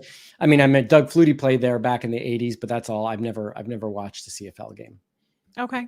Yeah. Joanne, I'm so glad you're here. Second live, first super chat, but I watch everyone on replay. Reese have started asking my 4-pound chihuahua if she knows she's tiny. That's kind of an inside thing on my channel, but that is so cute, Joanne. I love that. I really like your subscribers have it seems they really enjoy this. They enjoy asking you questions and talking, and the interaction's precious. Yeah. Oh, well, thank you. I love it. It's like, I'm really, well, if I miss a day, I'm like, I got to do a lot. Like, I really feel like I need to talk to my people because they just engage. We just interact, and it's therapeutic. I get a lot of private messages of people who are like, I'm bedridden, or my husband just passed away, or like just stories that they share that they feel comfortable sharing with me. Yeah. And it means so much to me that they're sharing their private lives with me. And they say, like, your lives make a difference in my daily life. Like, it helps me. I feel supported. That's like the biggest thing you could say to me. It's the best thing, because it's so true. I know what it feels like. And it's so nice to find a community that's like just full of support. It's amazing. And I think it's an integral part of SPTV to have a lighter side and a little more upbeat side to what's inherently going to be a bad news network. And there's nothing wrong with that, of course. And I've actually, I could be wrong, but based on my observation, I've noticed it swinging a little bit towards that as well. Remaining to keep the news, remaining to talk about Scientology, talk about the abuses, talk about the lawsuits, but also there's been a little fun aspect that's coming on. I think Kelly Copter's doing a little game, which I don't know what it is, but it looks fascinating. So I like that, because people, I think, appreciate seeing survivors and people that have left actually surviving and seeing their personality and how they come out of it. And I think that's yourself, why you are, one, so valuable to this whole thing, but also you just have your personality shines through, and you're a very likable person. Actually, by the way, I was talking to my mom on the way to getting groceries, and she told me that she thinks you're a wonderful person. You have a great content in the channel. Aww. So yeah, it was really nice. Oh my gosh, that was really sweet of her. Yeah. Please tell her thank you. I love that. That is so nice. I love connecting with people, and I think you do too. And that's why I think you and I have good chemistry on here, because I think it's just therapeutic. It's just I was on last night live, and we were laughing away at something, and somebody jumped in and they were like, what did I just come into? I thought this was supposed to be about Scientology. And it was a good point, because I was like, you're right. And I hope that you stick around. I hope you don't unsubscribe or, not be here because of it. But I can't just talk about that 24/7. It's depressing. And if I do talk about it, I try to lighten it up or make a joke somehow, because not something I want to just have a channel about, and child this and horrible that and beatings. And I can't talk about that stuff all the time. It's awful. No. And besides the abuse, we were in an absurd cult. There are absurd things that you have to laugh about now. You just have to laugh about how ridiculous they were, because you're looking at it with 2020 hindsight. And you're like, that's what I thought. That's what I did. I know. You can't not laugh at it. That's why, and it's therapeutic to laugh at some of those things. For sure. Yes. And we should talk about that sometime in the future. Just like that topic of the things that we actually believed. Like Aaron will tell you, like he never bought that shit. Like there's a lot Yeah. of stuff that he's like, oh, Yeah. I did. Like there Yeah. was a lot of stuff that I did. And I don't know. I think that would be interesting to kind of go, what was your take on that? Like, did you feel that way? I love those Somebody conversations because it's a somebody great also contrast. Yeah. yes, and somebody also mentioned and has mentioned, more than one person has, um, doing like a Scientology quiz, almost like trivia, and like or like bringing up a topic and going, what was your take on that? Like that policy or that reference or how everybody followed that. Because Aaron will tell you, like, oh, I didn't buy that.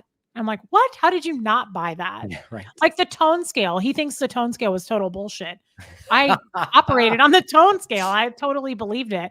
If somebody had bad breath, I was like, that means they're low tone. Oh, that's That's what that funny. Well, means. I told him about how I thought the ethics conditions were complete trash. I was like, there's just no way. I'm sorry. You know, like, no, like how This does is that garbage. apply? You know, like I could not stand him. I just had a pre-formatted thing on my computer.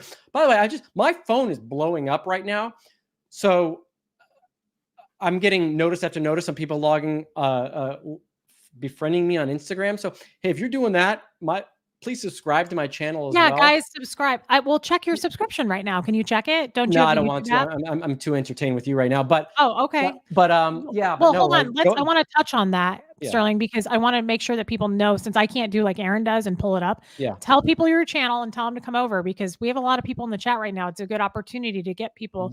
You guys need to be subscribed to this man. He's amazing. Thank you Subscribe. so much. Tell him. Yeah, if you haven't already, my YouTube channel is Leaving Scientology, Loving Life. And so I started with the idea of talking about current affairs, interviewing people, but also getting into trauma, but also things to do to live your life after and get on with it. Because you can't not acknowledge that it happened, but you should be able to also move along and do what you can, because good messages out there increase awareness and help people understand it better, to one, prevent people from going in, and also understand the people that were there.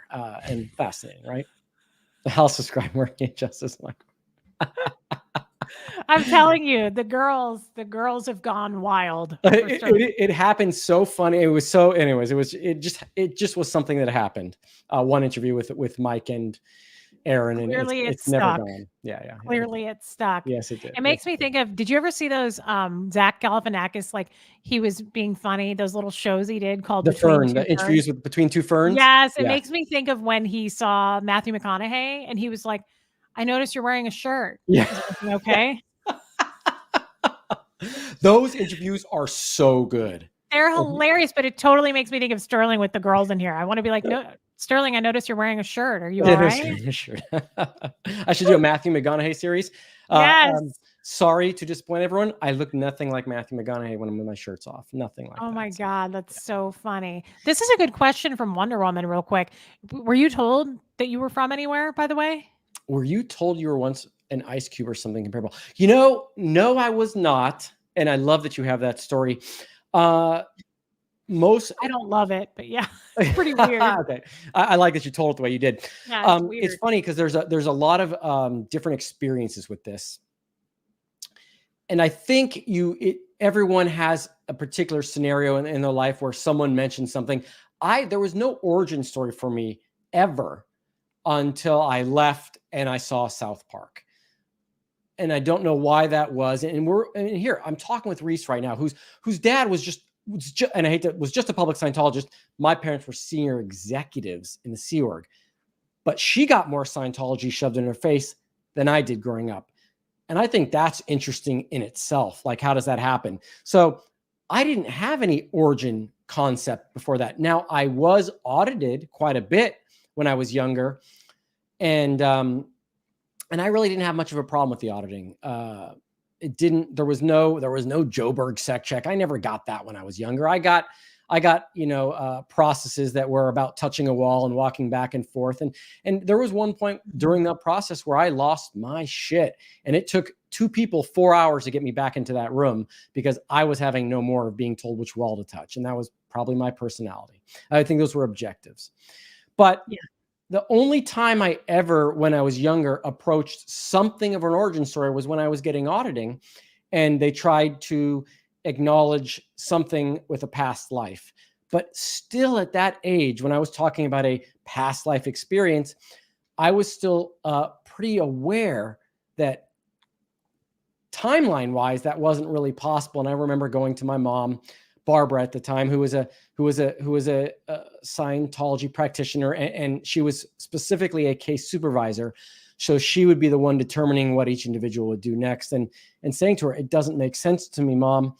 I'm saying that I was this past life, but time-wise, that couldn't have made sense, and her having to try to explain it to me. So part of my mind was a little bit, this is mumbo jumbo.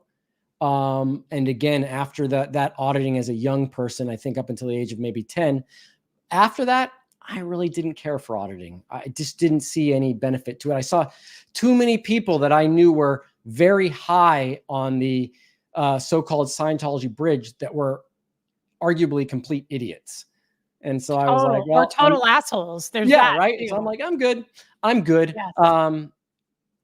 I'm good. Yeah. And Interesting. even when I left, even when I still was a little bit like, okay, maybe I could be a Scientologist, I was never going to go in session again. I just did not want that feeling. You make a really good point there. I don't know if you listened to some of those audios that I played. Oh, I absolutely did. Okay. So I don't know if you knew Kathy O'Connor. I did. Dan's. Okay. Hers was particularly awful, like cringy to listen to. She's so condescending. She was very gaslighty. She didn't make a lot of common sense to me. Mhm. She's on OT7. Like, that's a good example of like, there's an OT7 for you. The housewives thing that Aaron and I do. Yeah. A lot of those women are OT7 who are going, my kid won't eat. I can't get my kid to go to bed. It's like, this is an example of all powerful, all knowing. Like, it's a good point that you make. It's like, that's what I'm spending hundreds of thousands of dollars to get to, Right. you know? Yeah. And they don't see it though. The blinders are on. They absolutely do not see how it's tunnel absurd they vision, sound. man. Yeah. It's tunnel vision. Yeah. Yeah. Totally. No, They I get think they such a kick out of sound. those, Reese. I get such a kick out of those. I get my popcorn and I sit down. I put my feet up on my coffee table and I'm like, here we go. Here's the shit show. Let's do this. You should do one with us. You would be really fun to do one with us. I don't know. I mean, if if you're ever up for I it. don't know if I can hold back. Nobody holds back. Aaron doesn't hold back. Yeah, We all laugh. Those ones to me. It's you would understand though a lot of where we're coming from. So it would be a good thing for It would if be you fun. I ever don't want to wanted encroach to. too much. I don't want to encroach too much. I love yours and Aaron's content. So part of it, I want to be a spectator with. Oh, well, Part I of it. understand that. Yeah. Sometimes I want to be a spectator when I'm with Aaron. I'm like, what am I doing? He sometimes has a wild hair and I'm like, oh, Aaron, too far, man. He's so fun. He's so fun. Oh, Kevin Thomas Crane, my new friend. Sterling, do you have set days you do live streams? I have set days that I'm off and I try to do that, but I'm actually going to try to do some late night stuff, maybe with Mitch Brisker, actually, at 10 o'clock at night. So we can hit up the early morning for Europe and different places. That's a good idea. Yeah. And again, we're talking about 30 minutes, 45-minute content. So it's easily digestible. I want to get into some of the theory of Scientology. I think Mitch, if you don't follow Mitch, you guys should. He has an absolutely fascinating view into the Sea Org, being that he was a professional working on the outside. And his channel is, I believe, Scientology, The Big Lie. You can look under Mitch Brisker. You'll find him. Aaron's done interviews with him. Oh yeah. Aaron is he's a cool guy. Yeah. His stuff is really, really interesting. And he's a wickedly smart guy too. So he likes to dig into the depths of it. And I personally have known Mitch for, 20 years longer, but his stuff is fascinating, very fascinating. And I hope to do some late night chats with him because that works for my schedule. Nice. I can come home, I can eat dinner, I can, relax a little bit and then jump into a live. So that may be potentially, but definitely Saturday mornings, I'm doing something always. Sunday, I'm going to pretty much do something. Usually I do something with Aaron on Sunday and I almost always do something with Aaron on Wednesday. So nice. Okay. That's good to know. Oralism, OT7 is just a really high point on the Scientology bridge. It's just climbing up to that point, and it's a very high spiritual point, and you're supposed to be kind of have a lot of power at that point, and it costs a lot of money to get there. Beachcomber, I was surprised. I was a surprise twin sister to my brother. Came out bum first, just to be awkward. Interesting. Wow, that is awkward. Thank you for your super chat. So she's a fraternal twin. She has a brother. Yes. Yeah. So to be clear, I know people would love for me to post a picture of Justin. I never have without a Yeti face on, but Justin and I are not identical twins. Okay. We actually don't even look alike at all. What's strange is that my little brother, Nathan, whom I share a father with, we actually look a lot alike. Isn't that weird how that happens? It's so weird. Strange. It's So a strange. weird thing. I know. Yeah. It's really weird. Well, this was, I mean, I don't know. I feel like it's been No, 3 hours. I'm good. I'm actually, actually have a really good smoothie sitting on the table over there that I keep eyeballing. Okay. Okay. Yeah. Again, we're doing this again for sure, Reese. I love chatting with you. I'm so glad. I was feeling nervous about it. I was like, I don't want to put pressure on you like on a live and then make you feel weird and you really didn't want to, but it sounds like he wants to, guys. And I would love that. I would really love that if we could do something. I'm going to confirm for sure. So there's no question. Absolutely, Reese. I would love to do this again. I really enjoy talking to you. I'm so happy. I feel the same way. I just think we, the one thing that I feel like I'm missing with Aaron, and I love Aaron so much, I really do, but he doesn't get into the emotional side of it. And not that we're going to do that, but I just think you're willing to go there. And for whatever reason today, I opened up, I've been wanting to talk about that book, and it's so weird that I did it with you. And I think that's because I felt comfortable with you doing that. So it's a nice chemistry. And I like that we're willing to go there. I think those things need to be talked about, especially like you said at the very beginning, if it gets one person out, then we did a good job. So, and I think that could help for the under the radar people watching, sharing those heartfelt things, private things, personal things, and how we felt when we were there and how we are now. I think that says a lot. And so I'm glad that you're willing and it to may go be there. that one thing that they can relate to, relatable, Reese. It may be that one thing they can relate to that at least starts the thought process Totally for them leaving. And again, I make a point. Look, I wouldn't say it about your dad because I don't think love is an emotion he deserves to get from you. But if you have family members that are in there, attacking him is not going to do the trick. You need to remind them that you still love them and that they have a safe space to come out to. Yes. Now I can't do that with him. No, you cannot. Definitely. Please do not do that with him. Yeah. Tell him to fuck off into the forever. But definitely, I really do hope the best for a lot of people. And I hope that my biggest goal is I get excited over it. Like, I feel like, what if we got somebody out? Like, what if somebody someday emails us or comes forward and says, I was a longtime Scientologist and watching you guys? That would make my life. Like, I would just feel like so grateful that we did those lives together and that it helped. You know, I just think that's such a feel good story. It's such a thrill. Yeah. I'm like, that's such a good feeling. And because they have the Aftermath Foundation now, that makes it that much easier for someone to get on their feet. Because that really was an issue for a long time. Getting on your feet's not easy. I struggled for the first 4 to 5 years. I was broke for like 3 Christmases in a row, stressed out of my mind over charging a credit card. By the way, first time you get a credit card when you leave the Sea Org, man, you think you're a millionaire. You don't realize that you have to pay that shit back. You got to pay that back. You have to pay taxes. Yeah. So there's so much to talk about that. We could go on for hours. And again, I think what's so fun about talking to you, Reese, is the contrasting. I'm male, you're female. You're a public Scientologist staff member. I was a Sea Org member at Golden Era Productions. Yes. There's so many fun things to go around and talk about, I think, on that. But it's interesting how some of the things really overlap too. Yes. Like, that's what's so cool too. So I love that. And I feel like it's nice that you're willing to go there. That's all. I just think it's great. So we will do that, guys. We'll figure out how to get him. We won't ever do it this way again, because I want him to be able to get super chats and stream from his channel. And again, I found you by just typing in, it popped up. I typed in Sterling and it said Sterling Tompkins. Is he frozen again? Oh my God. I was just messing with you. It worked. Oh my God.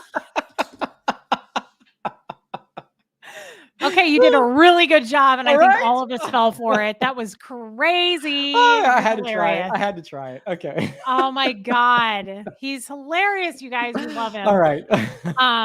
But you can type in your last name, right? And find you that way too. I just want to keep talking about it because I want people to go follow you. Yeah, Sterling Tompkins, no H. That's Tompkins. But yeah, also leaving Scientology, loving life. Yeah. So funny. I wish you could see everybody's laughing in the chat right now. That was hilarious. I think I have one more super chat that I think my friend Ren B. Throw it up there. Yeah, Ren B said, my older brothers are fraternal twins. Oh, cool. she's really cute, by the way. She's Y'all super are the cute. cutest. Thank you so much. Thank you. We love her. Okay, well, this was fun, guys. This was great. I love that we have 900 people in this chat. That's amazing. Everybody hit the like. One last thing, everybody. It's not happening to Sterling yet. For whatever reason, it's happening to me because my numbers are getting bigger. I don't know. Freaking make sure you're still subscribed. Sterling, I've had people reach out and say, I've been unsubscribed 3 times today on your channel. It's weird. It's like, it's a suppressive act. Seriously. Absolutely. So make sure that you're subscribed and go over and subscribe to him. And then, is this way? That's where you're at. Just in case. Oh, nice. Yeah. Nice. Yeah. Make it make sense. Yes, that's right. Let's make it climb up. Cooking. Okay. Again, guys, we're going to sign off, but thank you, Sterling, for being here with me. Thank you for going to the store and coming back. Thank you, Reese. Never forget, you are a wonderful person. So, thank you for saying that. Yeah. I think it's such a true test to show we're not the suppressive people that they say we are. We're not. We love people, and that's the best part. So and I can't wait for game night. So we'll do that soon. I know that's so fun too. We'll do another game night. That felt like it was 2 minutes to me. Just so you know. I know. I could have kept going, but Aaron was getting tired. Yeah, he was tired. Such that a day. little poo poo. We got to do it. We got to do it with drinks at some point too. That would be fun. Jeff just bought some pumpkin beer at Whole Foods, and he said it doesn't taste like beer at all. So maybe I can get loaded up on that. There we go. You're gonna have to have a lot of that to get hammered, but that'll work. Yeah. Okay. Well, he got a 6-pack. That's probably more than enough. That's right. Okay. All right. Well, then we're gonna sign off, guys. And do I just click leave, or do we both click it? You click leave. And then are you still there after? Yes. If you click, okay, because I want to make sure I say bye to you. Okay. Okay, guys, we're gonna sign off. We don't have anything fancy. I'm not gonna do any fun stuff at the end, but we're just gonna go now. And we'll see you all soon. Sorry, I totally forgot. Can I say one last thing? No, your time's up. I'm so sorry, sir. Go on. Okay, I forgot. I have to mention this. Matthew Perry passed away today. Yesterday. I'm sorry. Actually, during my chat last night, he died. It was horrible. It was very sad. Yeah. It is sad. And I only bring that up because I've mentioned in future or past interviews how much Friends made a difference for me as I was leaving, at least keeping me happy. My brother Justin would sneak in the DVDs into the Blue Building, and I would watch them on my computer. And so that I'm so sorry to hear that he passed. And obviously that had some effect on me. And I actually did meet him once at a studio, which was so cool. Did? But I did. Seriously, nice guy, super nice. I was going to say, he looked like such a cool guy. He looked really nice. And I'm so sad to hear he passed. And, especially how he didn't he wasn't dying to begin with. I was so heartbroken when they said he drowned. Yeah, so was I. And it's a sad day. But, again, what a wonderful person. And, he had an effect on so many people's lives with his TV show. I loved Chandler. Yeah, he was awesome. Chandler was. Bing. I'm sure the cast is heartbroken. I feel really sad for the cast and the people who really knew him. I don't know if he had kids or not. I don't know either, but okay. But yeah, I don't know. I'm just sad for his family, and I just think that's when people die in a way like that, I'm like where it didn't have to happen. It's not like they were dying of cancer. It's just so sad to me. It made me really sad when I found that out. We were in the middle of laughing last night, and then somebody announced it. I was like, what? Yeah. No. It's really sad. So, it is. Okay. Well, I guess we'll end on that depressing note. Yeah. Sorry about that. Sorry to bring everyone down, but hey. Yeah, that's okay. We'll lift you back up next week. Okay. So I guess I will. Everybody's asking for the Fred video. If you don't mind, Sterling, will you stay on so I can say goodbye to you? Yes. Okay. Bye, guys. We're going to sign off. I'm going to play this because it's the only thing I know how to do. Okay. Bye, guys.